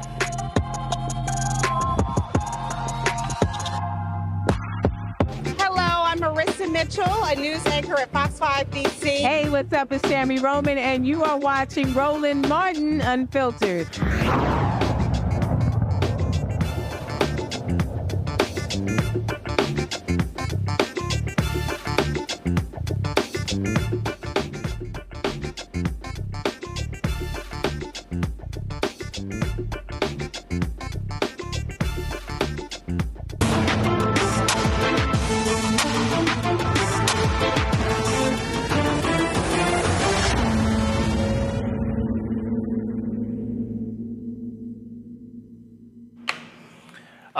We debuted the first edition of the Crockett Chronicles. Of course, Congresswoman Jasmine Crockett got all the folk talking on social media when she lit up a Marjorie Taylor Greene that late night session. She joins us right now. No, not crazy ass Marjorie Taylor Greene, but Congresswoman Jasmine Crockett. Boy, it's been quite a busy week for you. It has. Are you surprised what the response has been?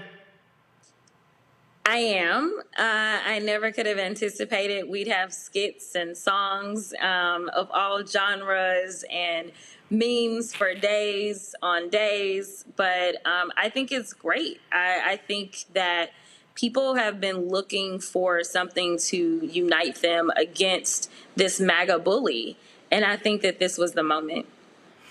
And you're right. I mean, she's out there trashing people. She's always trying to, front people. As soon as she came to Congress, was just quite disruptive. And so somebody need to clap back on her.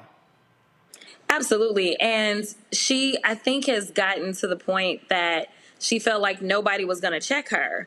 And so, historically, these spats have been more so with the Republicans face to face. Like she had the spat with Boebert. She also has obviously had plenty of spats with her own caucus as she was trying to oust the speaker just the previous week. So she's constantly into it with people, but she's usually not crossed the line and crossed over to actually trying to say something to a Democrat's face, except for obviously the things that she's done to the president during this most recent State of the Union and the State of the Union before that. But I don't know that she's ever met a black woman like me. I can't say very much about her upbringing or anything like that. But the fact that she said what she said and sat back and was like, I'm fine with what I did, I could not let that rest. So if she wasn't going to be forced to apologize or be kicked out, then I was going to have to make the chairman think about what the parameters were going to be going forward and let him know that I got some choice words that I could deliver if I chose to. And then you have the people who, you should have, it's about decorum, you shouldn't have done that. And look, I get it. You know, I always talk about Michelle Obama says when they go low, we go high. I'm like, nah, you got to go ahead. If they going to hit you in the knees, hit them in the damn shin. And they going to hit you in the ankles, hit them in the bottom of the feet. Because you can't play footsie with these people. They don't care about norms. They don't care about values. And so it's like, you know what? If that's how you want to swing, let's swing. Yeah, no, I mean, you're absolutely right. And, you know, this obviously is not something that has been done that often, if ever, when it comes to MTG. And so, you know, in that moment, all I was thinking about was, how is it that I can claim that I'm going to represent almost 1 million people and fight for them every day and sit here and I won't even fight for myself? And you don't know how these things will hit. You don't know how your district will take it. But I can tell you that I've received plenty of encouraging messages directly from the district. And so, you know, but ultimately you find out really how your district feels about how you've governed when you get to the ballot box. So, you know, ultimately, my primary will take place almost 2 years from now. So I don't even know if they will still be talking about this. But I feel confident that my district is okay with the fact that I, as a Black woman serving in a Black district, decided to stand up for myself. Well, I'm a voter in that district, and I'm perfectly fine with it. Let's go to our panel. Rebecca? Congresswoman, thank you so much for being here today. 2 quick questions. One, what was going through your mind as it was happening in real time? And then my second question, a little bit more serious, is that you are in the seat of the late great Congresswoman Eddie Bernice Johnson. You're finishing up your first term. What do you want your legacy in Congress to be? Absolutely. Thanks for the questions. So my first thoughts were not as eloquent. I will be honest. They were not. And, you know, when somebody comes at you wrong, you always have something that you're ready to say. So, honestly, my first thought was, if you had some lashes, you may still have your husband. That was like my first thing. But I restrained myself and said, I'm going to let the process work. And before I could say, we need to go ahead and take our words down, AOC jumped in. I appreciate my sister. She jumped in almost immediately. And as y'all could tell, AOC was fired up as well. And what y'all didn't know is Ayanna, my big sister, was sitting off camera and she was about ready to handle some folk as well. So I had plenty of good backup for her trying to come at me. And so as AOC and Jamie were dealing with Comer and were dealing with the advice of his parliamentarian, I was of the impression that we won. For me, a win is her not being in committee because we can get work done. Also, a win is her having to apologize, which, of course, she never wanted to do to a Black woman specifically. So both of those were fine with me. She didn't have to do either one of those, though. And that's when I decided, and I looked over at her, and I was like, you bleached blonde. Like, I had all of this, like, and so I was writing it down and trying to get Comer's attention so that he would call on me so that I could not violate the rules, but show her that I could cut her deeper without ever talking to her. So that was what was going through my mind and how it all played out. As far as my legacy, I want my legacy to be one of fighting for the people. It's what I've always done. From being a public defender to being a civil rights lawyer, I have always pushed back and tried to make sure that I could open doors of opportunity for people that look like me to bust through and do greater things than I could have ever imagined. I talk to young people all the time about the fact that I really want them to take my seat. I want them to go in and be the amazing people that they are in this generation. And so I don't plan to stay for decades. I have no aspirations to do that whatsoever, but instead I make sure that we have tons of interns. We make sure that we're training them up, educating them, and my hope is that I won't be representing this small fraction of a fraction of a fraction of black women that have served in Congress, but instead the numbers start to be more reflective of what the numbers are in this country. Scott? Yeah, hey, Congresswoman, A. Scott Bolden. You know, as a lawyer, questions can be more piercing than statements. And while most people say that you called her that, you actually put that in a question to Comer. I didn't miss that as a fellow lawyer, which in my opinion was just brilliant. It's like going in the back door if the judge won't let you go in the front door. So I admire you for that. I want you to talk about how difficult it is. Like, where do you go from here? And how difficult it is to work in Congress, to get things done for your district or for all of us when you really don't have a viable political party on the other side. Democracy needs two strong parties, and you're in Congress, and you got to work with people to get stuff done. But the Republicans don't seem to be interested in getting stuff done. They seem to be interested in kind of power and winning and going after the other side. So can you just kind of talk about, one, where you go from here, and two, how do you matriculate in that very difficult environment, notwithstanding the irrelevance of Congresswoman or MTG? Yeah, so great question. And I'll be honest and tell you that I have absolutely built better coalitions than MTG has probably ever dreamed.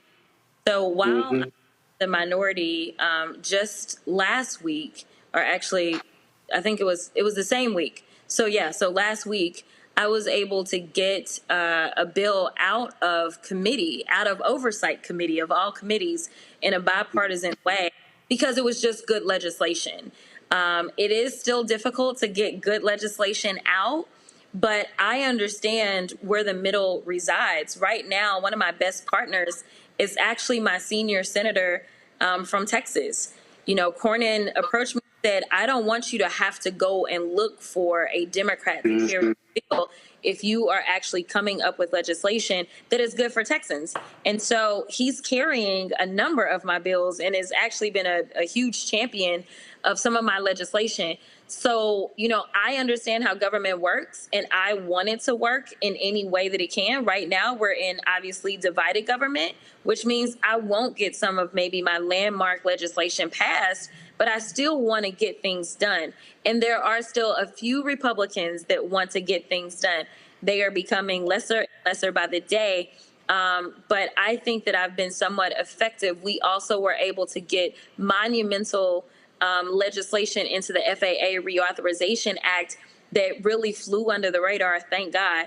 But this was funding to make sure that hopefully we can increase the number of African Americans and Hispanics that are entering aviation, which can be very expensive, but can obviously be very lucrative.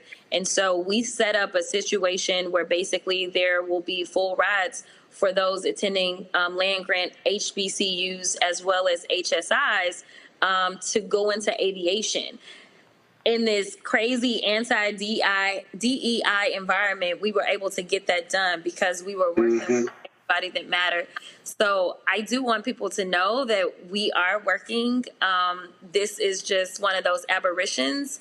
But even in the midst of somebody coming at me, I can defend myself. And honestly, I've had Republicans coming up to me. Now, they probably won't go on Fox News and say anything.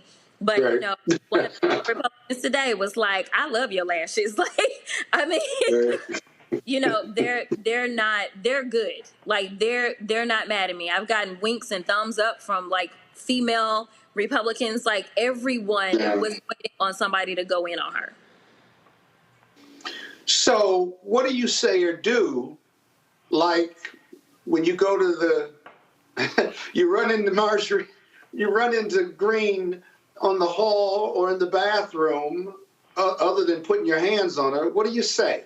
What do you think? Or do you just ignore her? I'm very practical in my practice. I mean, it just got to be a difficult circumstance. But, you know, what do you do? Or have you? Have you run into her since that? Yeah, you trip. That's a compound question. Forgive me. No, we don't communicate. We never really. And because Democrats sit on one side, Republicans sit on another, we have different doors to enter, whether we're entering the floor or whether we're entering the committee. So you don't necessarily have to interact like that. But today was my first committee hearing back in oversight, and she did not show up. And it's my understanding that she didn't show up to her Homeland Committee either today. So I'm not really sure where she is, but committee was a lot smoother without her. So she, as I'm concerned, I think everybody was happy. So yeah. All right. Well, you know, she's got something really unique.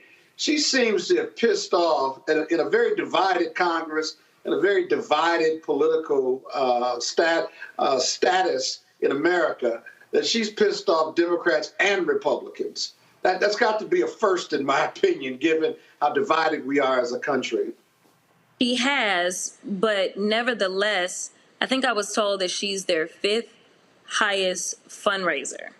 The people that are higher than her are all in leadership. And so she does this for dollars, nothing else.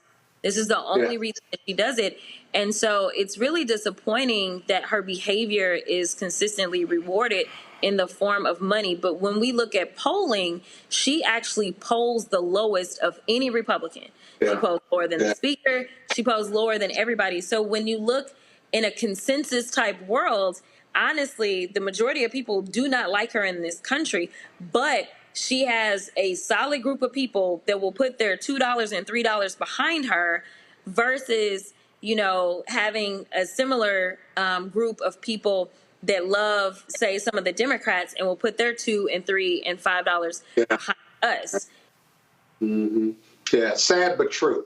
But thank you for being there for all of us. I understand that you have trademarked bleach, blonde, bad, built, butch body. True? Yes. So we filed for the trademark. And just to be clear, we did not file in my personal capacity. I filed under the campaign. And that was because this is becoming something that's in demand. And so the idea of people profiting, that's not really what I'm doing. I'm definitely not profiting in Congress. It's a poor existence, to be clear. But, you know, I'm a lawyer. Some people think I just play one on TV, but in real life, I'm a lawyer and I was a business major as well, undergrad. And so with recognizing the demand, for me, this was an opportunity to turn lemons into lemonade and make sure that what she meant for bad, God meant for good, and we could actually use the money based on the demand that people are making on these T-shirts and all the other merch to actually put that towards my reelection, along with me being able to support other candidates to make sure that we take the House. All right, then. Well, it has been quite an interesting week. And so I saw, last question, out of all the different ones you've seen and heard, your favorite? I don't know. There's so many good ones. There's so many good ones. One of my colleagues said she was in the DR this weekend and they started playing one of the songs. And then I got a video this morning because they were playing it on the radio this morning. They were playing a couple of versions on the radio this morning in Dallas. So I'm excited about the music. Keep the music coming, especially since it's so educational. But yeah, this gives people something to look forward to, and hopefully people are recognizing that it's not just the presidency, but it's looking all the way down the ballot. It's looking at who's running for U.S. rep and state rep and things like that. And hopefully they will be encouraged to do some research and get out there and vote for great candidates. Well, it was quite interesting because like the first day, Keenan on my team, he put together one with AI real quick. Y'all had that one ready? Okay, he did a remix. Okay, play his remix. Bleach blowing, bad built, butch body, shut your trap. Jealous of my style, cause you know I got that snap. Talking loud, online, you ain't built for that scrap. Keep your distance, I ain't dealing with your cap. You think you slick, tryna flex with your fake gold. All that botched up, surgery, you look old. Bleach blonde, she dyed, root showing real bold. Ain't got no shape, but acting tough, man, you cold. Whispers in the crew, you know you can't relate. Bad built, botched up, jealousy's your trait. Can't fake All the right, phone. so he put that one together. Did you hear the gospel one? Yes, I love it. It's so amazing. Y'all roll that one. Roll that one.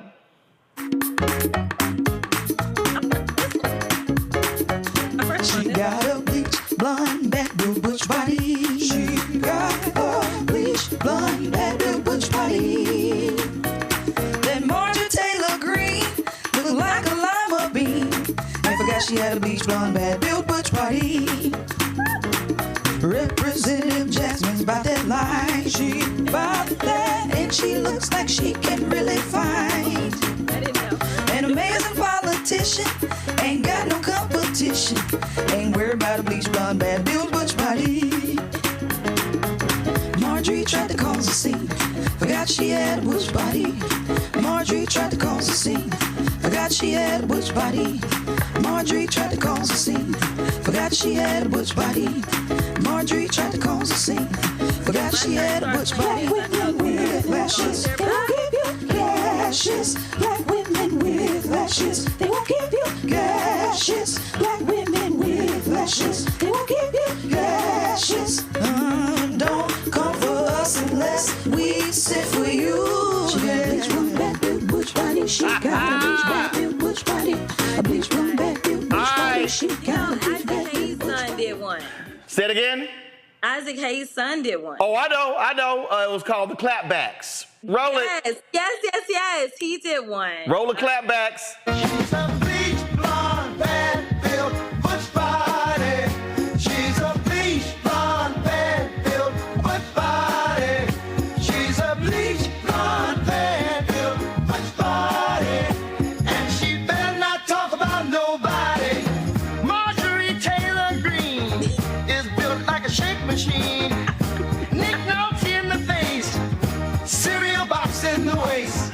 She better learn her place, cause she's about to catch a case.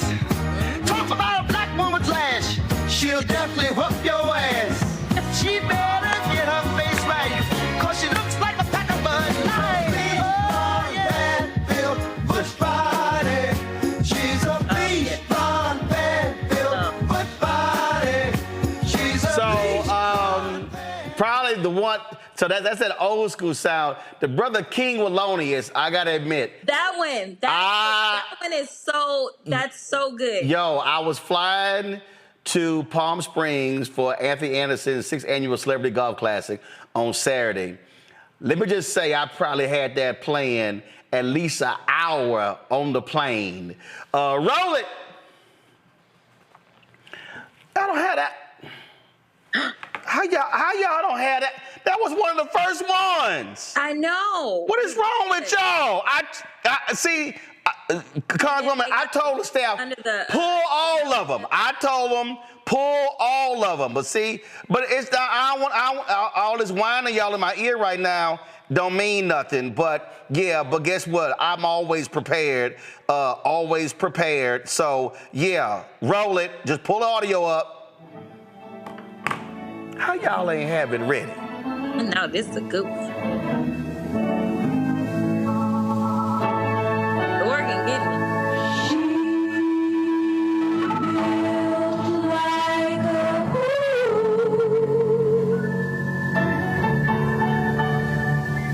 She built like a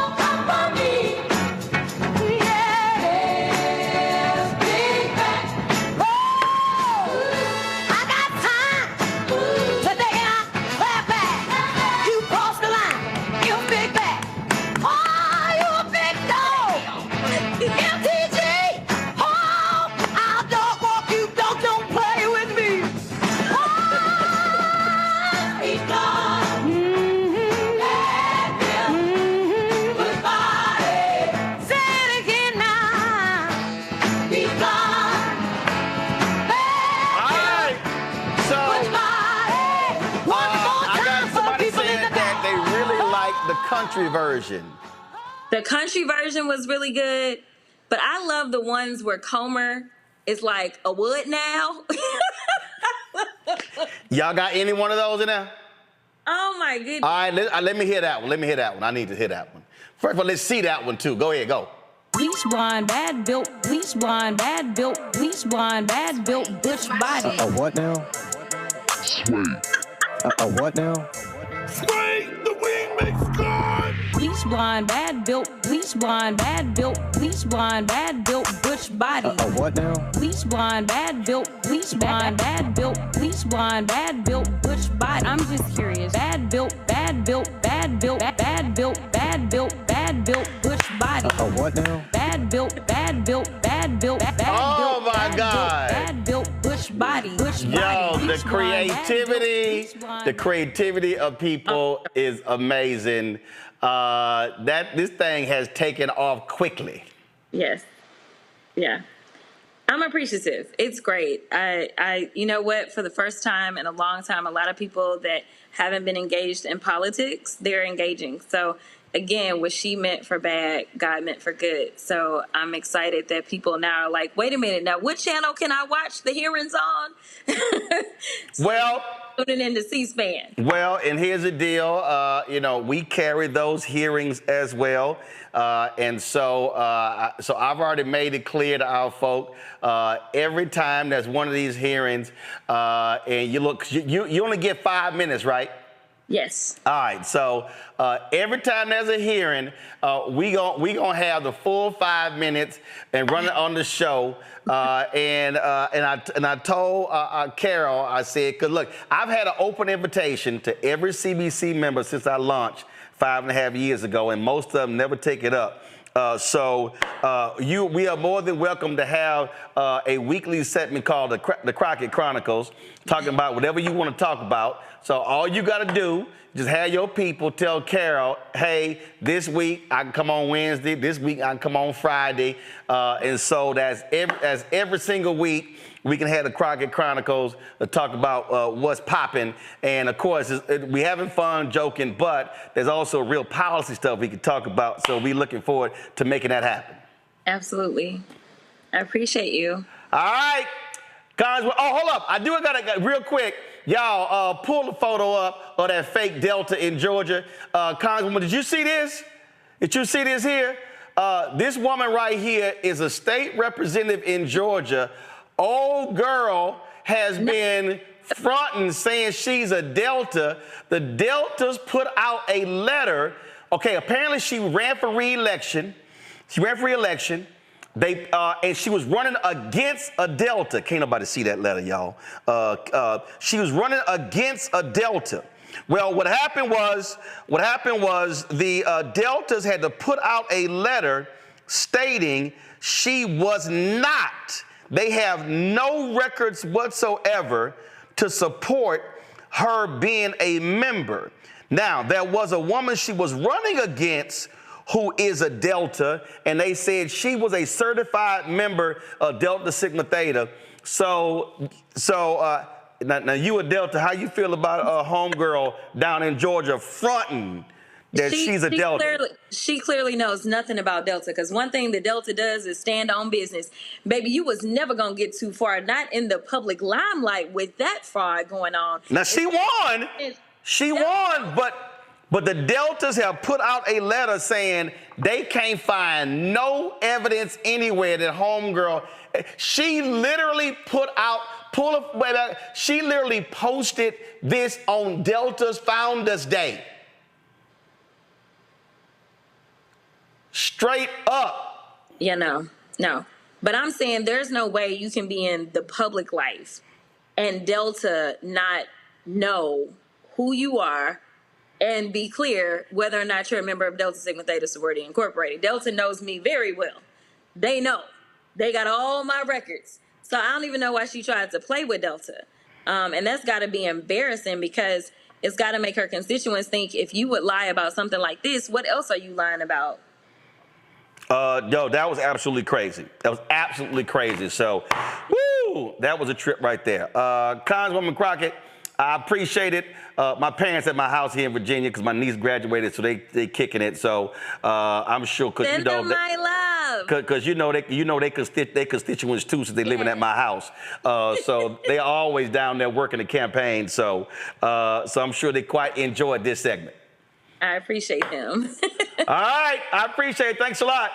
See you later. All right, Rebecca Scott. It's crazy how this bleach blonde, bad built butch body thing is taking off. Rebecca, that's pretty wild. I mean, I applaud her for all the alliteration. Like when she was saying it, in my mind, I heard the 6B, which is the B word, when she said that. But you know what? She had to keep it classy. And, good for her for using this as a moment to be a tool to really introduce people into politics and policy. Good for her taking this moment. And I hope that as she continues to grow in the Congress, she could bring more people into the process to make Congress accessible to all. So good for her. Scott? Alliteration strikes again.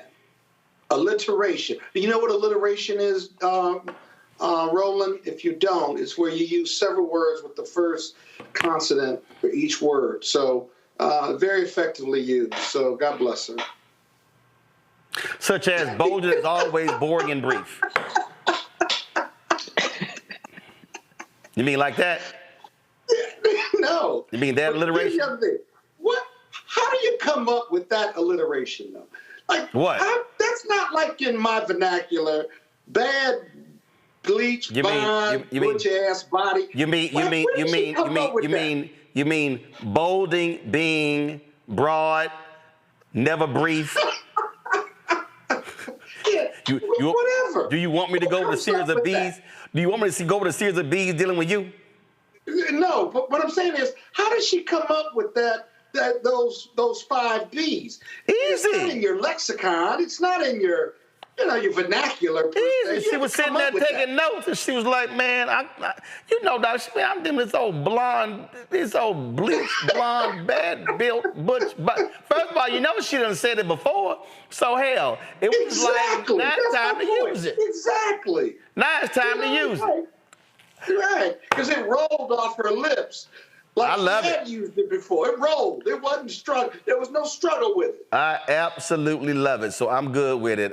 Rebecca Scott, we appreciate y'all being on today's show. Thank you so very much. We're gonna go. It's after 8 too. You can't keep us after 8 like this, man. You gotta start paying us, Roland. It's 8:07. Calm your ass down. Yeah, well, it's 8:07. Calm your Kappa ass down. Whatever. I gotta go though, man. I love you. I said bye. Right, your ass still talking. See? Never brief Bolden. Until Wednesday. That's your new nickname. NBB. Never brief Bolden. Thank you, Roland, for the opportunity. We're gonna get a t-shirt. Never brief Bolden. What's her name? What's her name? That's Rebecca. You'll never go after her the way you go after me. I don't like it. Easy. I don't appreciate it. That's Rebecca. Always keep that shit tight, Carruthers. Oh, she talk forever. What are you talking about? You are aloysius, never brief Bolden. Everybody in the group chat, they go, "Here come long-winded ass Scott." Well, I had something to say. I got a lot of shit on my mind. Yeah, okay. All right. Call somebody. All right. I appreciate it. Thanks a bunch. All right, y'all, we're going to go to a quick break. And we come back. Reverend William Barber literally just hit me. He's like, listen, I need to come on. I thought he meant like tomorrow. He's like, no, tonight. So y'all call him right now. But also, James Brown of CBS was honored. Forget the break. I'm going to play this right now. James Brown of CBS was honored with a Lifetime Emmy Award. Here is his speech. Yep, play the video. Forget the break. I'm going to play this right now.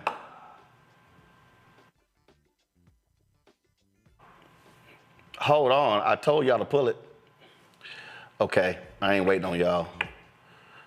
Let me just go ahead and get it myself. I'll be a lot faster. I don't know how y'all, what, y'all didn't pull it? Y'all didn't pull it? Mm-hmm. Thought so. I told y'all to pull it. See? Go to my iPad. Even more in common. So I am so honored to present this Lifetime Achievement Award to JB, which is so totally deserved, and to pay him the greatest compliment I ever could. He reminds me of my father.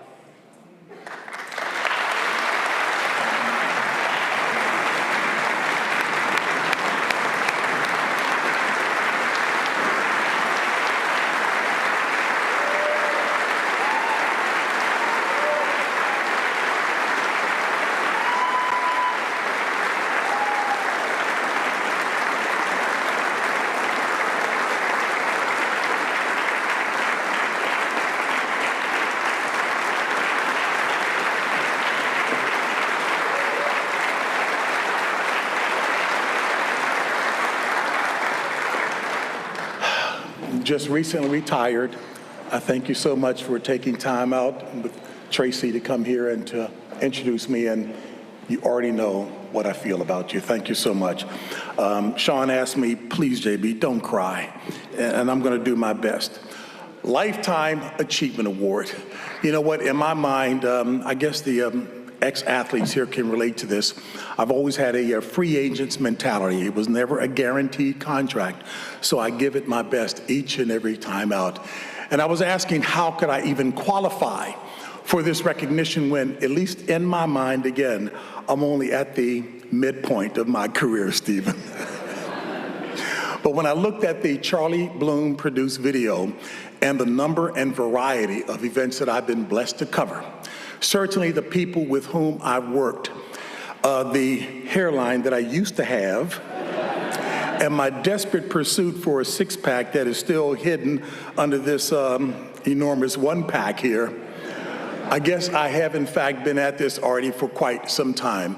But I'm crystal clear that this award is absolutely not about me, but the legions of people who have poured into me. I love all of my colleagues at CBS. They're awesome people, and they know I mean this from the bottom of my heart.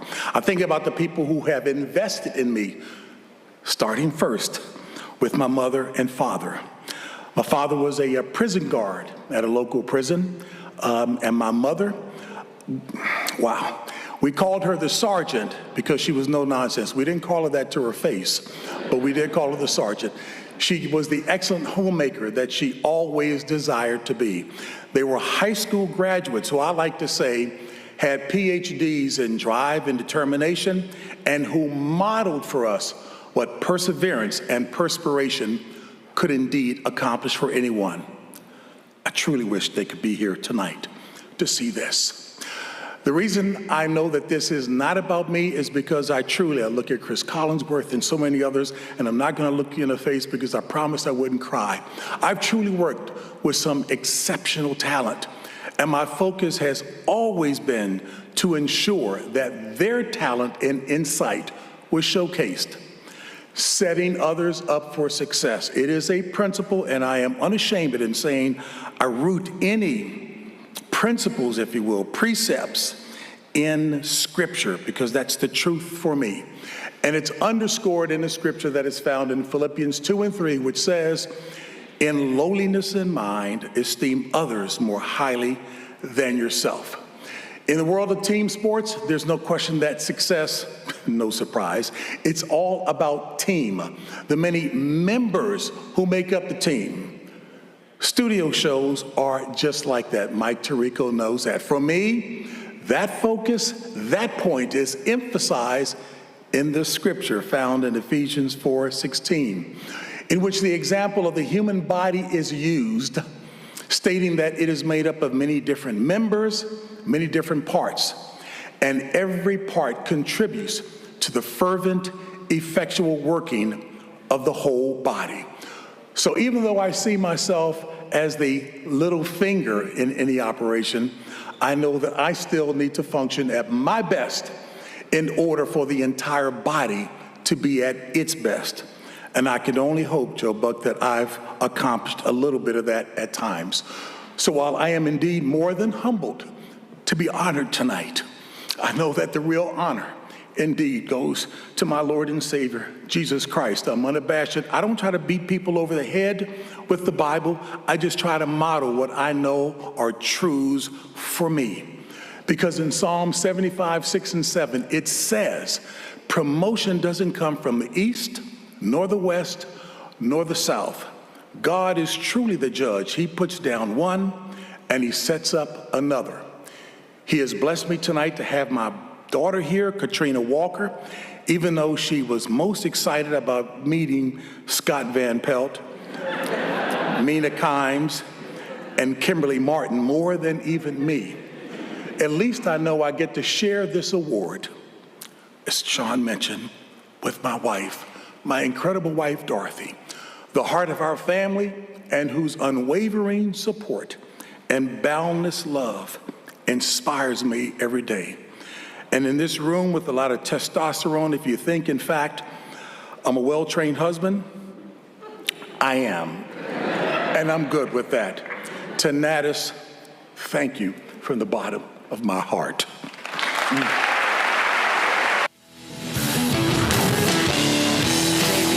Folks, right now on our other stream right now is a prayer vigil that is being held for Marilyn Mosby. Come on, guys, switch it.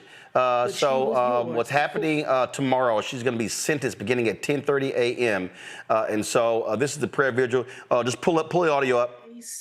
And your protection as she stands in the crosshairs of an unjust system led by unjust people who carry agendas personal and professional, individual and systemic, open and hidden in plain sight.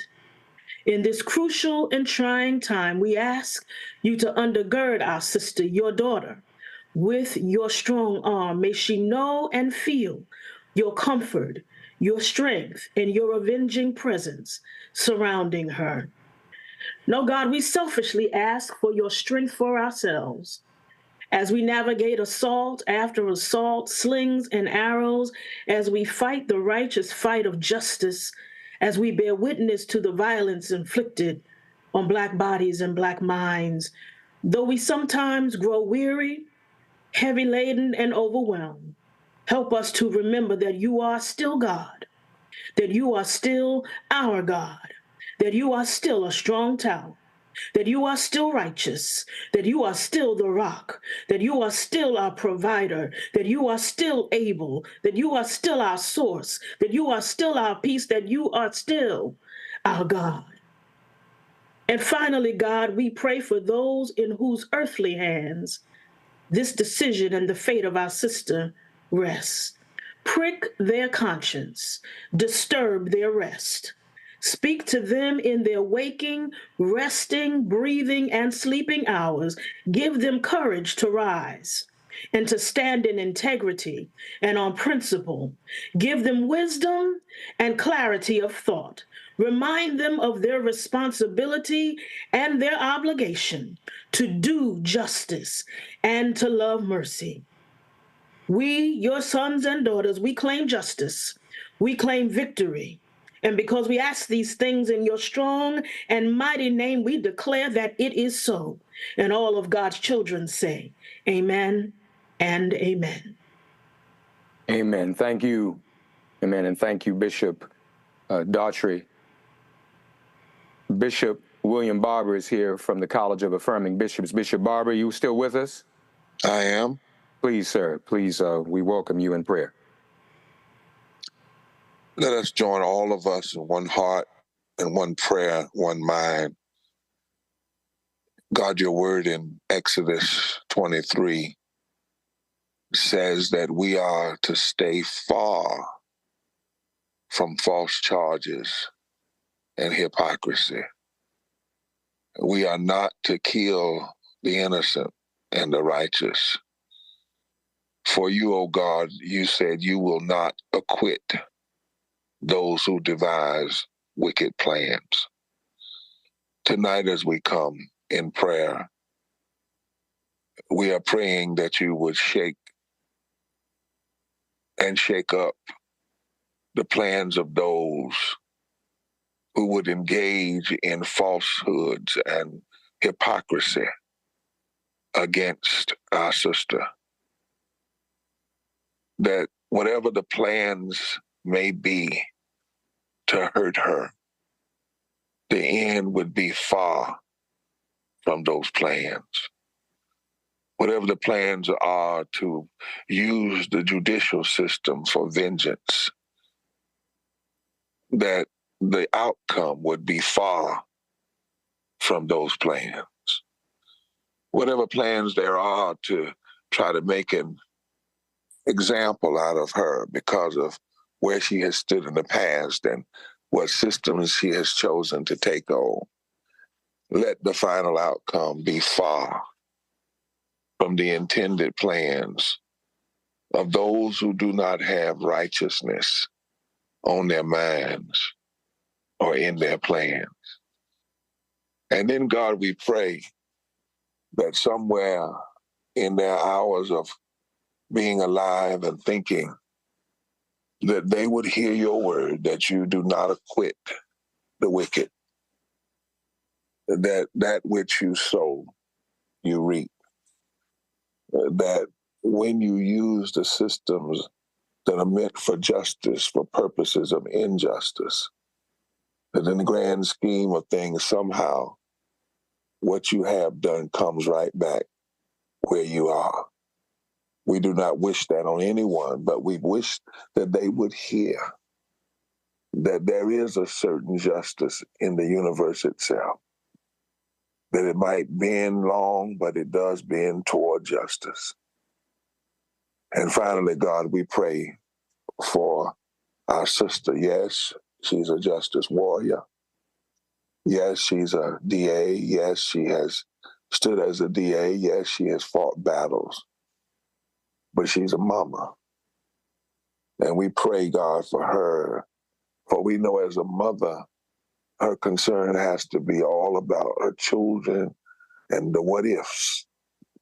And we pray for those daughters. We pray that you would wrap your arms around them. And for that alone, if for nothing else, we pray that whatever plans folk have schemed up, that by your power, by your mercy, by your grace, by your truth, the wrong that was planned would be far from what ends up, that you would confuse the plans of the enemy and the wicked and the unrighteous, and that you would bless in a way that proves that we do not fight these battles alone. Hold her, keep her children, keep her attorneys, keep all of those that are around. We ask this in the name of him who was found on trumped up charges and even crucified and thought to be put away forever. But out of that, you brought resurrection, life, and truth. You are the God of resurrection, life, and truth. Manifest your power again in this moment. For we ask it in his name, the name of Jesus. Amen. Again, over on our YouTube channel, you can actually check out that prayer vigil, which is happening live. That is it for us, folks. We appreciate you being on today's show. Tomorrow, I'm going to have for you some of the footage from Anthony Anderson's 6th annual Celebrity Golf Classic. Don't forget to support us in what we do. Join the Bring the Fun fan club. Send your check and money order. P.O. Box 57196, Washington, D.C. 2003 7-0196. Cash App, $RM Unfiltered. PayPal, R Martin Unfiltered. Venmo is RM Unfiltered. Zelle, Roland at RolandSMartin.com. Roland at RolandMartinUnfiltered.com. Download the Boxer Network app. Apple phone, Android phone, Apple TV, Android TV, Roku, Amazon Fire TV, Xbox One, Samsung Smart TV. And be sure to get my book, White Fear, How the Browning of America is Making White Folks Lose Their Minds, available bookstores nationwide. Get the audio version on Audible. That's it. I'll see y'all tomorrow, folks. Holla! Black Star Network is here. Oh, no punch! I'm real revolutionary right now. Thank you for being the voice of Black America. All momentum we have now, we have to keep this going. The video looks phenomenal. See, there's a difference between Black Star Network and black-owned media and something like CNN. You can't be black-owned media and be scared. It's time to be smart. Bring your eyeballs home. You dig?